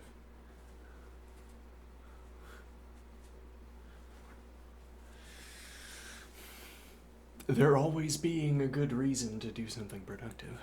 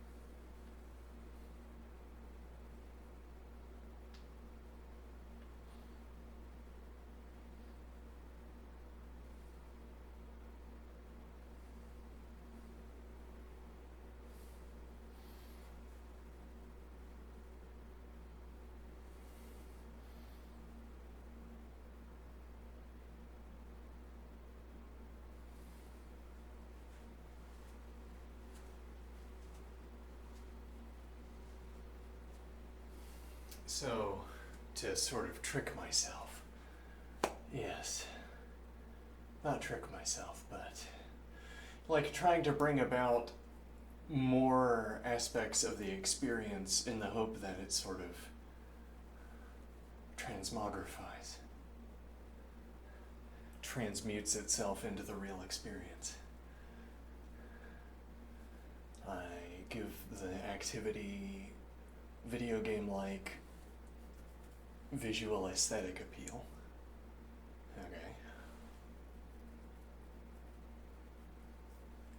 Okay. I make the content of it to be a limitless source of content, an endless source of content. More math. Yeah.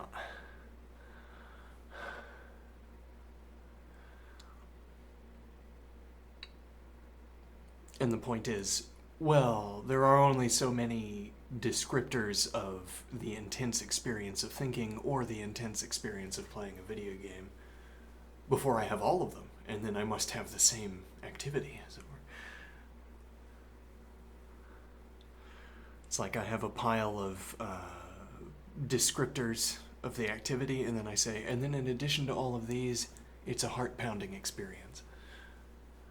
Oh, well, if having all of those descriptors didn't make your heart to pound, then I suppose you do not have the heart-pounding experience. You have some kind of ersatz replication. But I have all of the other descriptors. By all of the pile of predicates, this activity must be like a video game.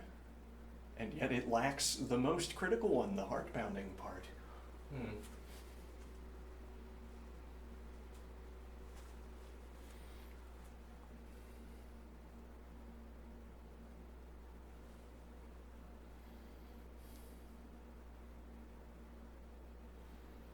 I suppose the difficulty here is that the heart pounding would come from being on the edge of something, being in the midst of something. You'd have to be engrossed by the activity first. You'd have to be entertained, entertrained, entrained, and then you say, I think I have an idea. I think I see how we can prove such and so. And then you're intently focused on it. You run into a problem, but you say, oh, that problem yields. Let's go on to the next problem. That one yields too. Oh, we're getting there.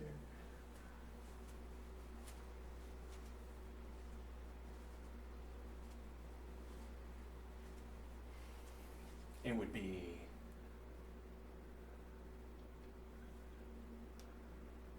the engrossment. Some word that follows en.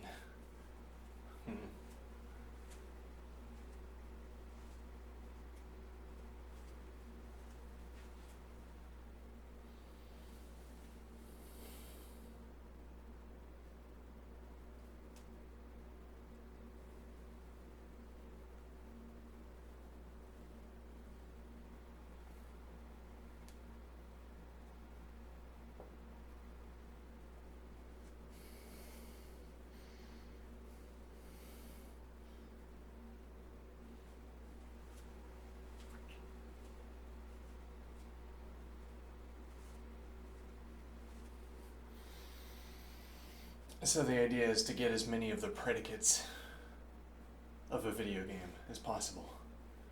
And then this will, I suppose, increase the odds that it ends up feeling like one. Well, and hence the focus on getting the correct color theme. Very important, I'd say. Critical even.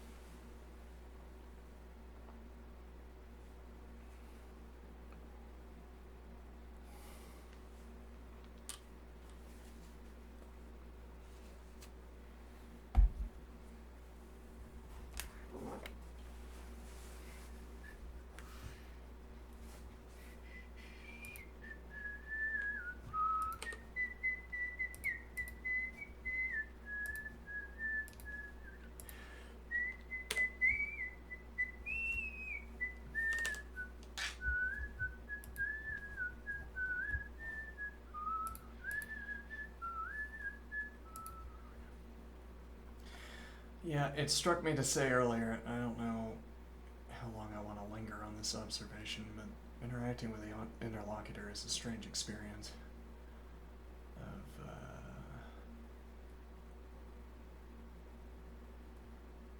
a strange experience, yeah.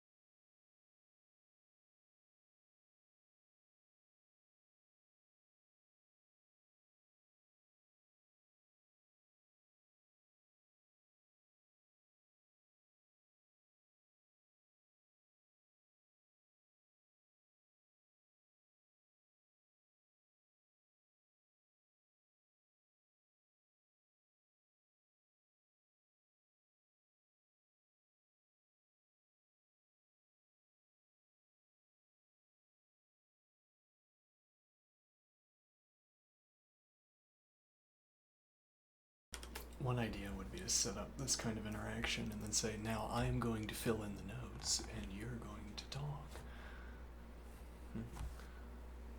Invert this discussion relationship, but I don't think we're going to do that.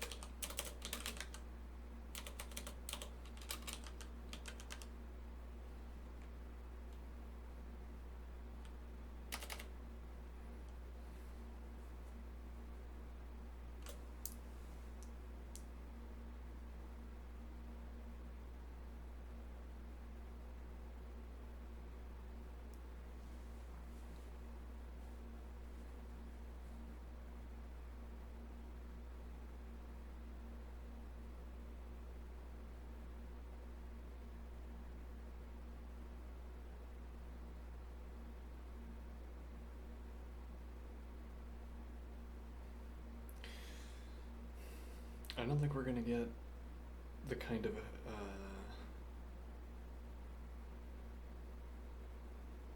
well, we can't expect to get to, we shouldn't, we don't have to anyway, expect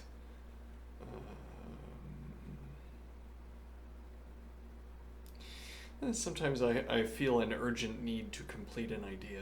I say, this is an important one, this is a good one, we really got to get through this one, let's go. And then I try really hard, and I'm struck the whole time, yeah, this idea is really getting at a point. This interaction is getting at a point. But, well, and I mean, what I remember of my own practice of writing in the past is such a string of events. All I remember is such a string of excellent sit-downs and writings. All right, that doesn't mean all of them were good. It means, if anything, that those were the most memorable cases, allowing for the possibility that, well, as we've grown fond of insisting excellence emerges from practice, not, as it were, as a reward for practicing, excellence emerges within. Practice is the output of practice, is a state of practice that you can arrive at by practicing. Okay.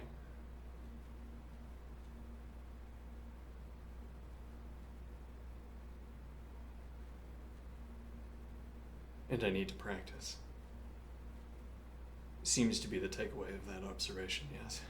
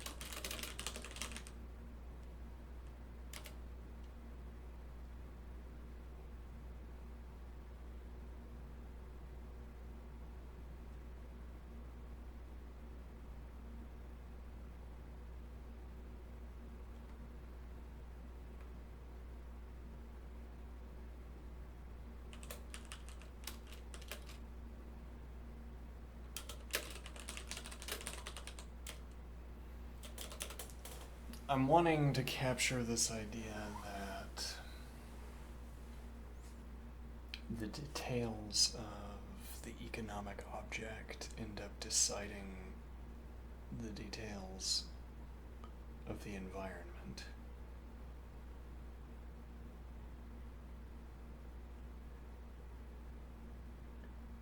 I don't think we're gonna get it today. Whatever it is. What time is it?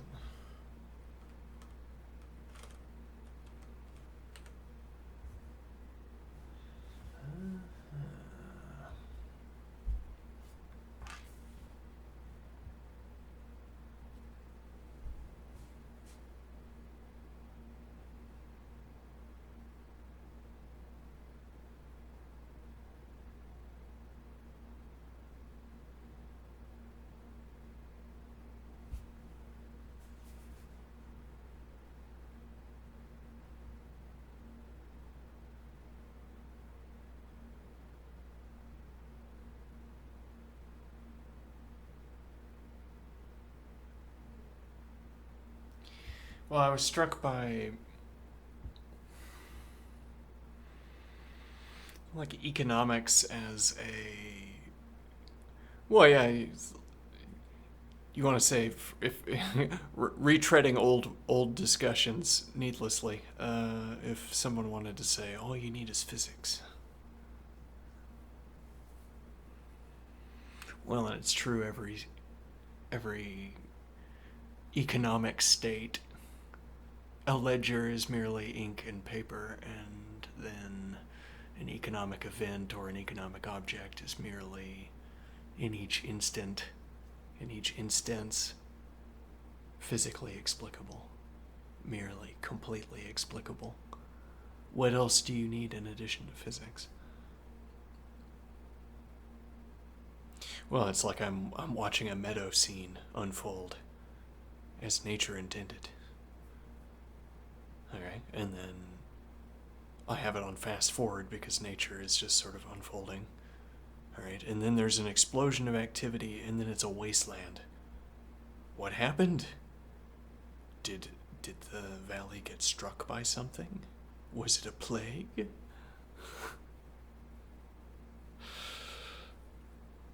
And then I go back and I say, oh, why are the humans doing this? Why are they stripping away all of the vegetation? And then the physicist says, oh, well, I don't need to know why. I can... Yeah, I don't know. I guess that's the direction it was going to go in, but...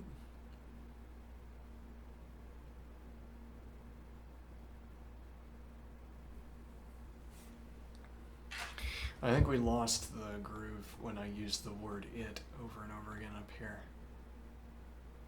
The word it is cheating, it should be noted. Or bad practice, anyway.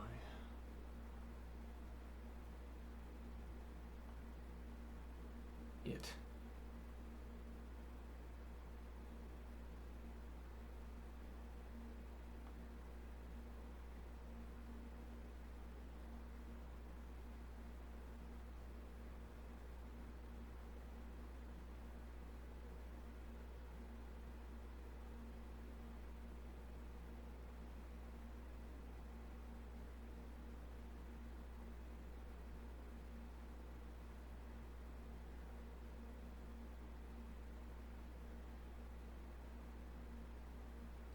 This would be one of the critical distinctions. This is maybe a paragraph good enough to justify a thinking session.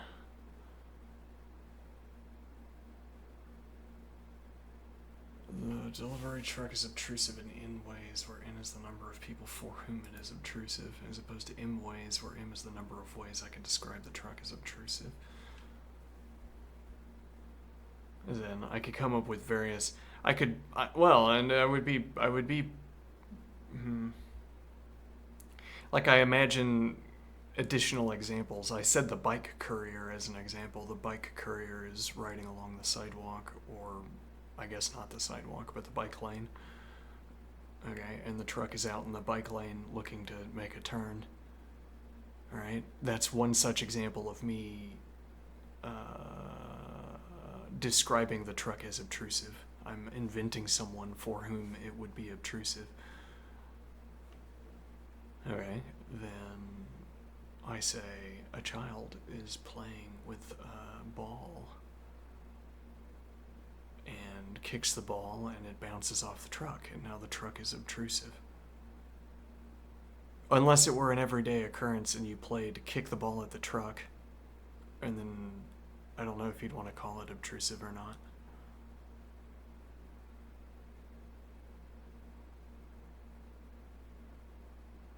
So maybe this is trying to think of how...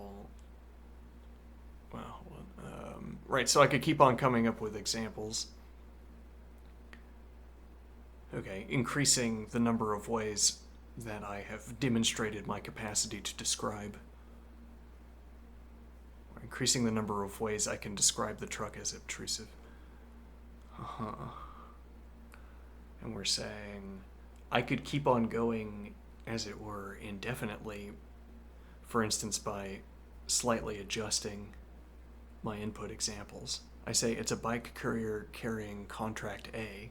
A bike courier carrying contract B, a bike courier carrying contract C, e.g.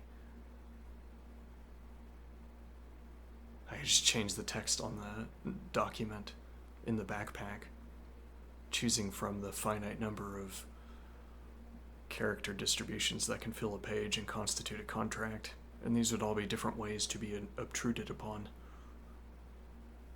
which would outnumber the number of people for whom the truck is an obtrusive event, I suppose.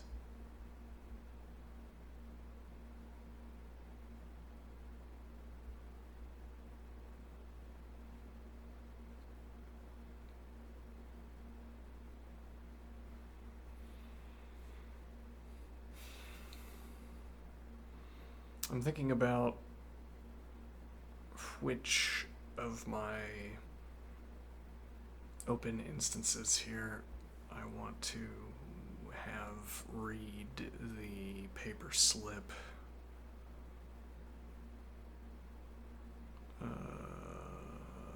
Line of thinking. The paper slip, where I discuss a table, where I discuss a manager sitting at a table making orders with paper slips, keeping a ledger, with a follow-up discussion of where these orders sort of touch down at the world, touch the world, where orders to inspect a girder become the inspection of a girder, and what it's like at that moment.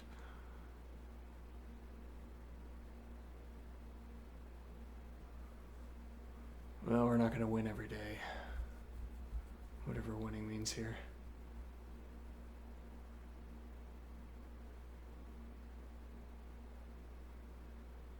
I'm hungry. Yeah, well, that's probably the better accounting for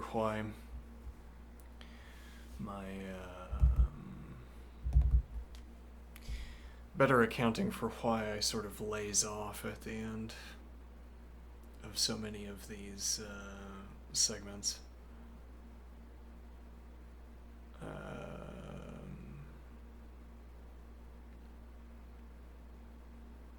I get towards the end, I should commit to some additional activity, but I'm all out of the spine juice, as it were. There's some additional activity we should do next for 45 minutes roughly, but I'm out of spine juice. Nothing is exciting. And nothing, no prospect yields an excitation in the spine, as it were. And part of that's hunger.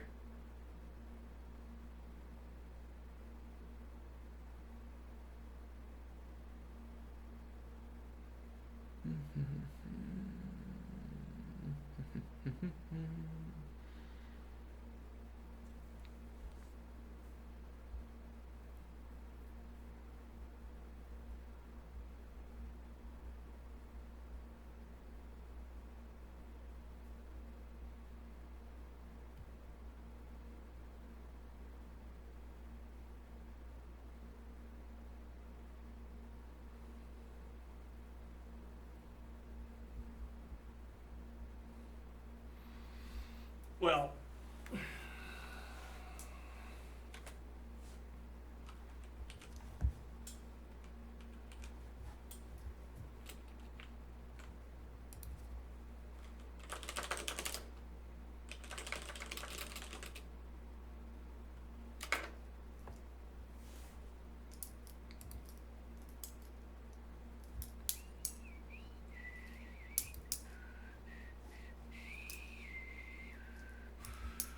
and we could play the find a suitable color theme and find a suitable color theme game. That's a good one.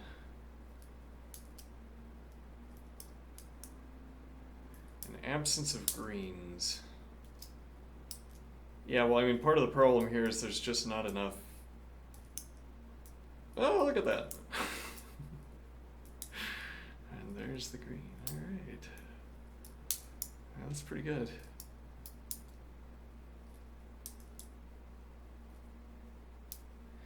It's like you'd want you'd want to reflect on the syntax of the language that you're describing, or rather, I'm trying to think. You might suppose that you don't need to know anything about the language you're designing except the syntax template positions. What do I mean? Suppose every programming language had all the same template positions for syntax, and this would mean that they had a term like define, they had a term like function name, they had a term like type declaration, they had a term like let definition, they had a term like open parent. Okay. Anything that could lead us to choose. Actually, I wonder if it's the parents that are causing this coloring problem. Maybe I can decide that. Surely I can. If they don't let me choose the colors of the brackets, that's a bit off.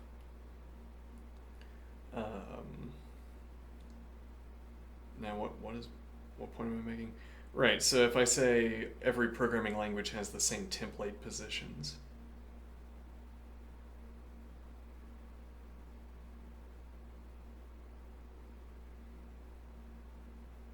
and the idea is that I could apply the same templating to every program.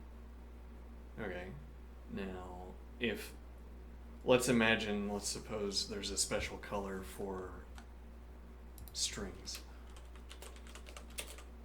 And so there is. Okay, but I don't have any strings. And we're observing that there's heterogeneity between programs in the color sense, if in no other senses. Okay, and the point would be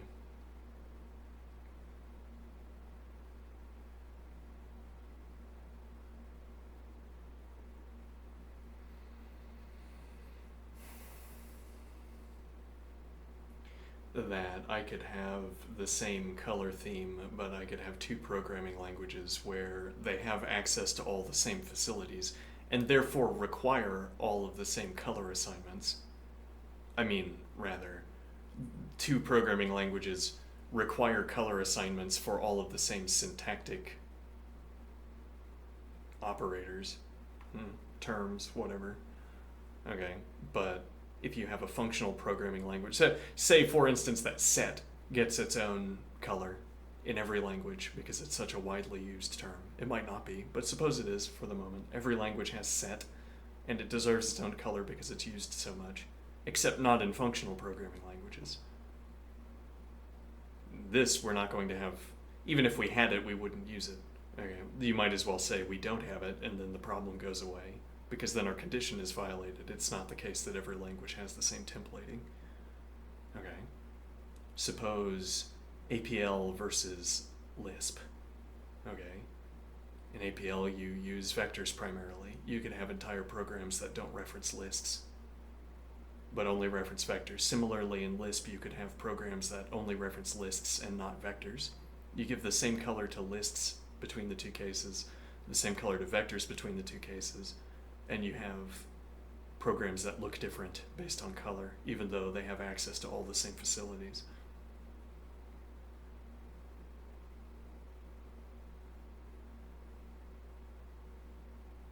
And the idea would be that a naive mapping where you don't inform your mapping by reference to the syntax as it is actually used, grammar.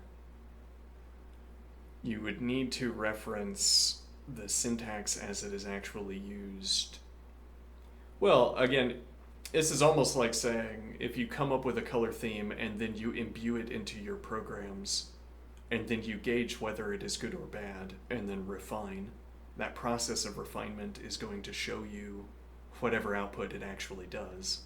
I mean, that when you write a characteristic program in the programming language, you'll use syntax to the extent that you do. which is based either on your own execution style or based on the facilities that the language provides or based on the idiom of the community, e.g. Okay, some amalgamation of these effects, or rather some amalgamation of these decisive factors for how the code turns out will also indirectly decide what the coloration is. So when I say, as it were, when I say def is red, okay, that means something different in a language that uses definition far less. It means something different about the color distribution that I'm going to get, if nothing else. It doesn't mean something different in the sense of the word, the literal letters D, E, F will always be colored red if they're separated off. That's the same. That's true in both cases. But how much red is deposited as a consequence of this fact, as it were, changes between the two cases.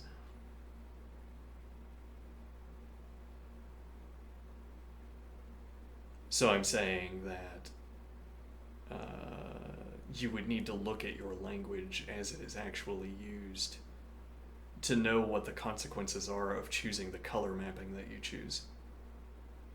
Whether you have, well, if it turns out that there's just too much orange, okay, it turns out that there's too much red, and that's because match most logically goes with define, so you judge, so they get the same color.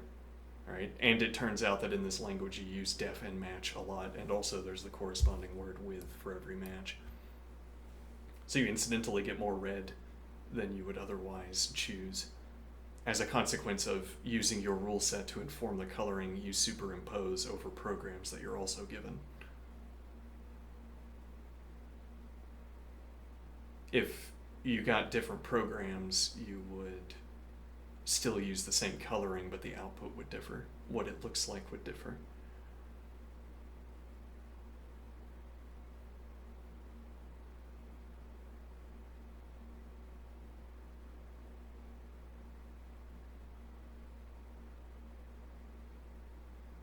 The parentheses here are not so good in their coloration. No. So the idea, well, okay, if I have a programming language and I say there's just enough blue, okay, just enough blue in Prolog, all right, so I'm imagining fancifully, Prolog has a lot of Booleans, bear with me. There's just enough blue in Prolog, okay, that's why I assigned blue to Booleans, because there are many Booleans and the correct amount of blue is a lot, okay, in Prolog. Now I take the same color theming over here, and there's not enough blue.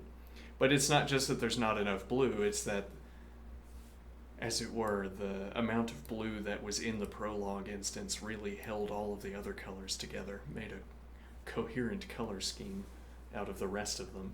Mm-hmm. And now there's not so much usage of Booleans as in a logic programming language, so I suppose.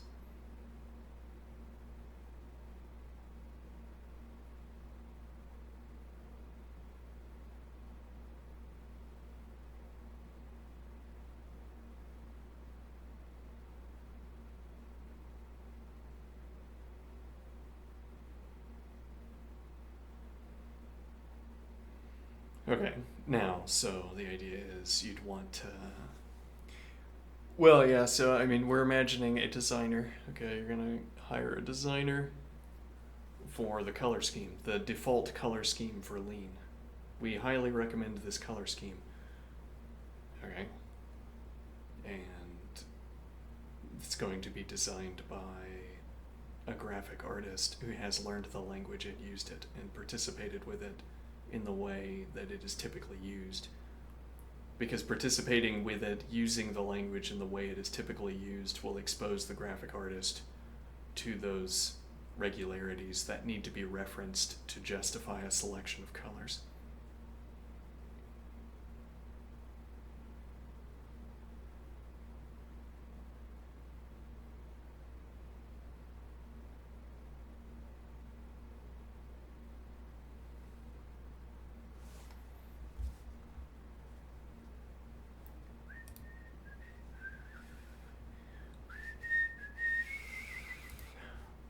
What a fun game, the choose a color theme game. My eyes. Also my eyes.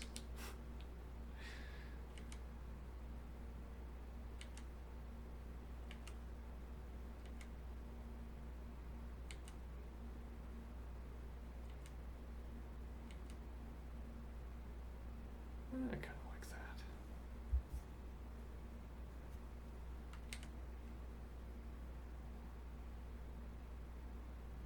That looks suspiciously like the one down here.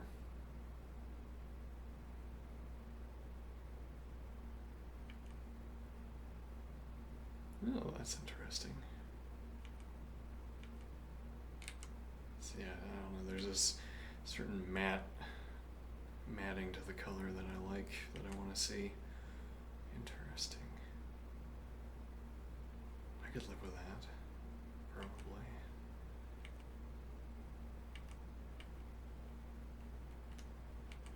Red dark,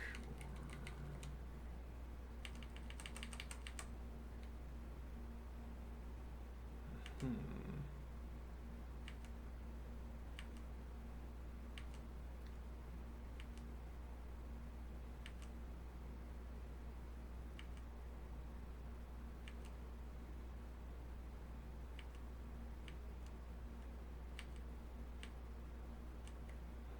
Okay, let's see. It's a little bit too bright.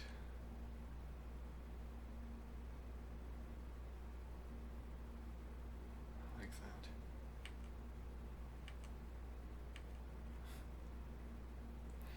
Where's my video game? Maybe that's it.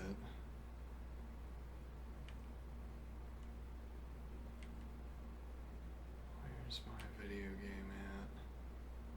Maybe. Oh, that's interesting.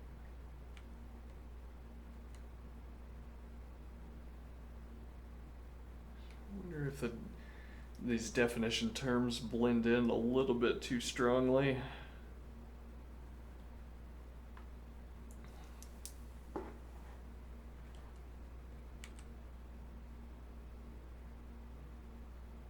Maybe.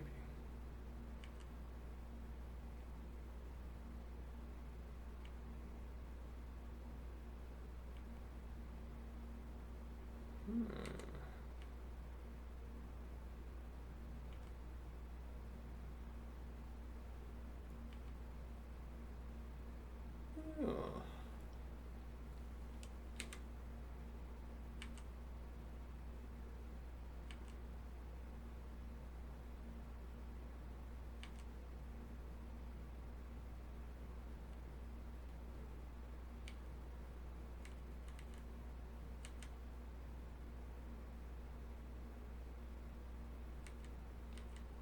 Well, I wonder if I like some of these because they change the parent colors, which is cheating.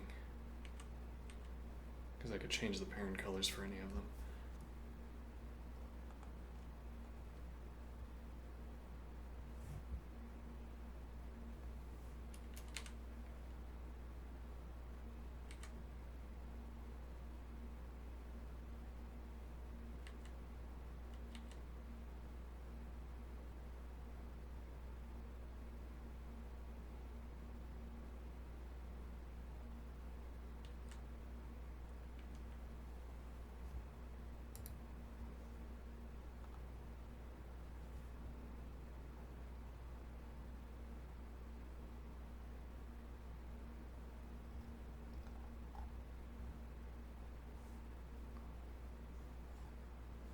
Maybe.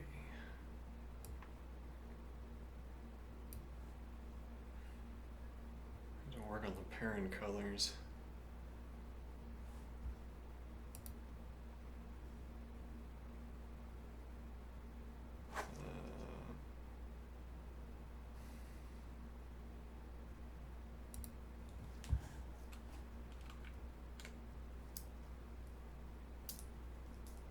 Text editor. I can maybe search here. Let's see.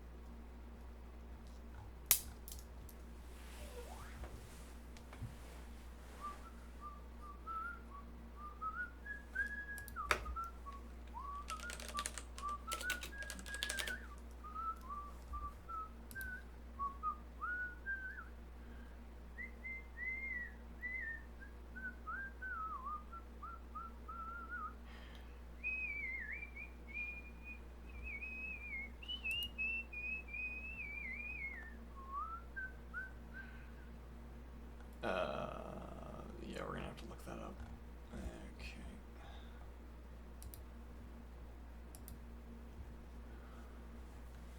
Now, this makes editor text quite difficult to read, but if you ignore that for the moment, actually not completely irrelevant because we do care a lot about reading the typing.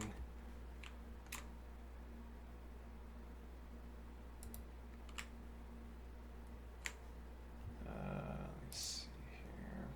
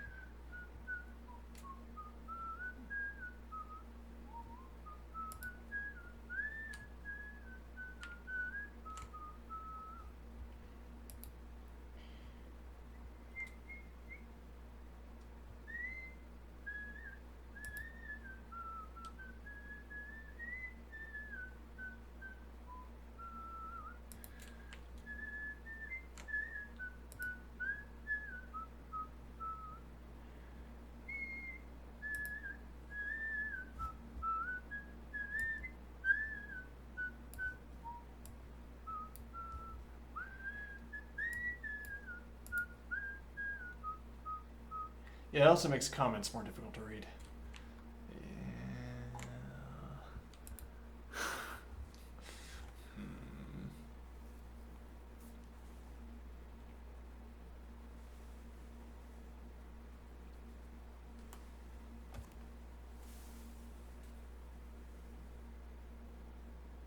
All out of spine juice.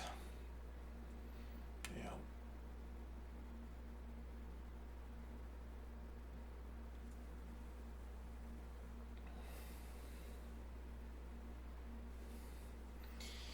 Well, and it should be noted, I don't maintain my schedule through a burning desire, as it were. I don't maintain my daily schedule of studying by feeling a powerful motivation to study. I'm not finding the right distinguishing observation.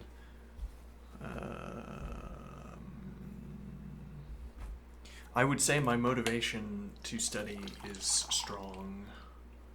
I would not say that my immediate preference to study is ever all that strong.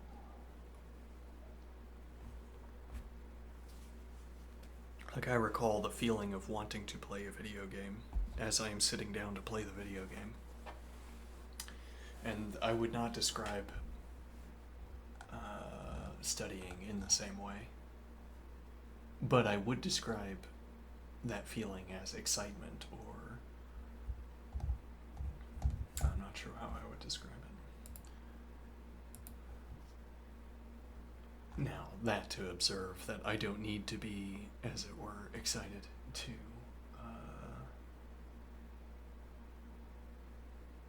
engage in studying. It doesn't have to be like playing a video game, though it might help.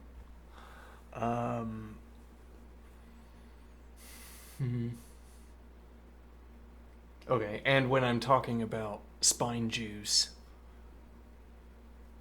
I am meaning a tingle, an urge, the characteristic tingling sense of wanting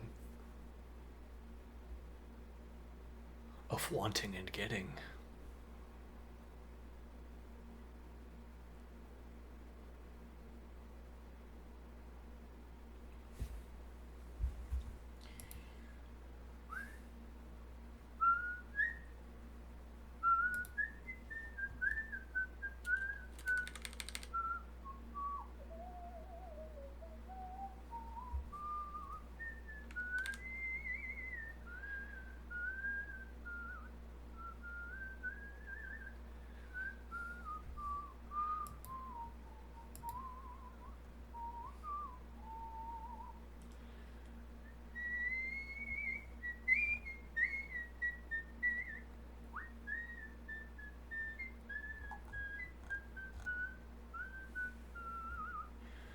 Well, we need a light theme and a dark theme. It's going to strike me one way or the other every day. Let's see. This is a pretty good one.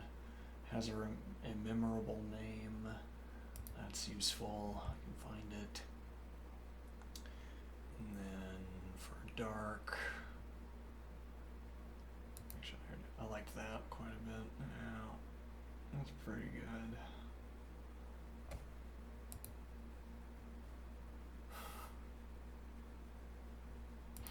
The color theme selection game, endless entertainment.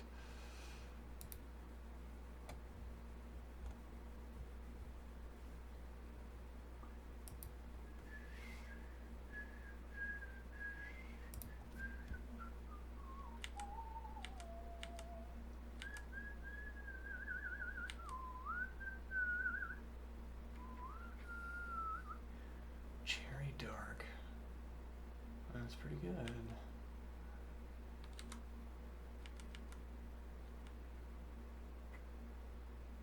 Good middle ground. Oh, that's nice. Brown colors.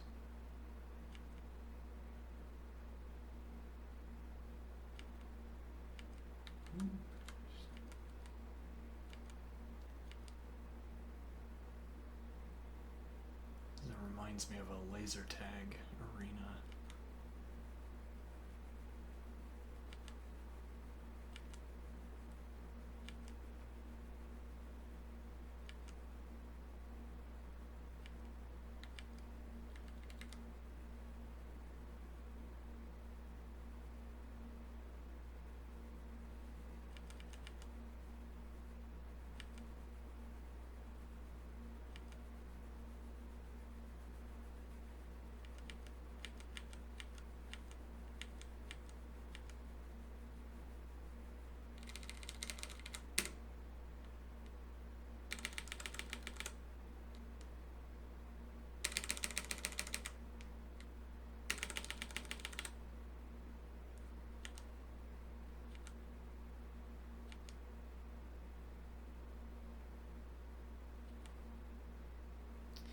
I kind of like how suffocating this is.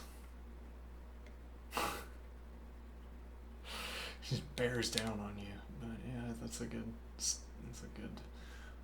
fallback option.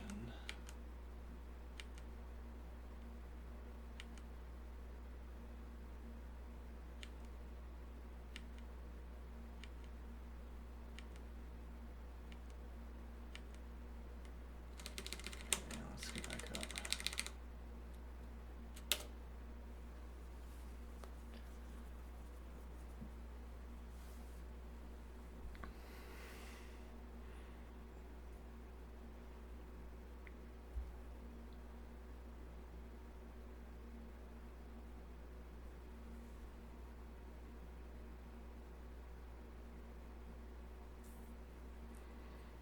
Only have to get it right twice because you need both the light theme and the dark theme. But to repeat my mantra, you only have to get it right once. Hmm.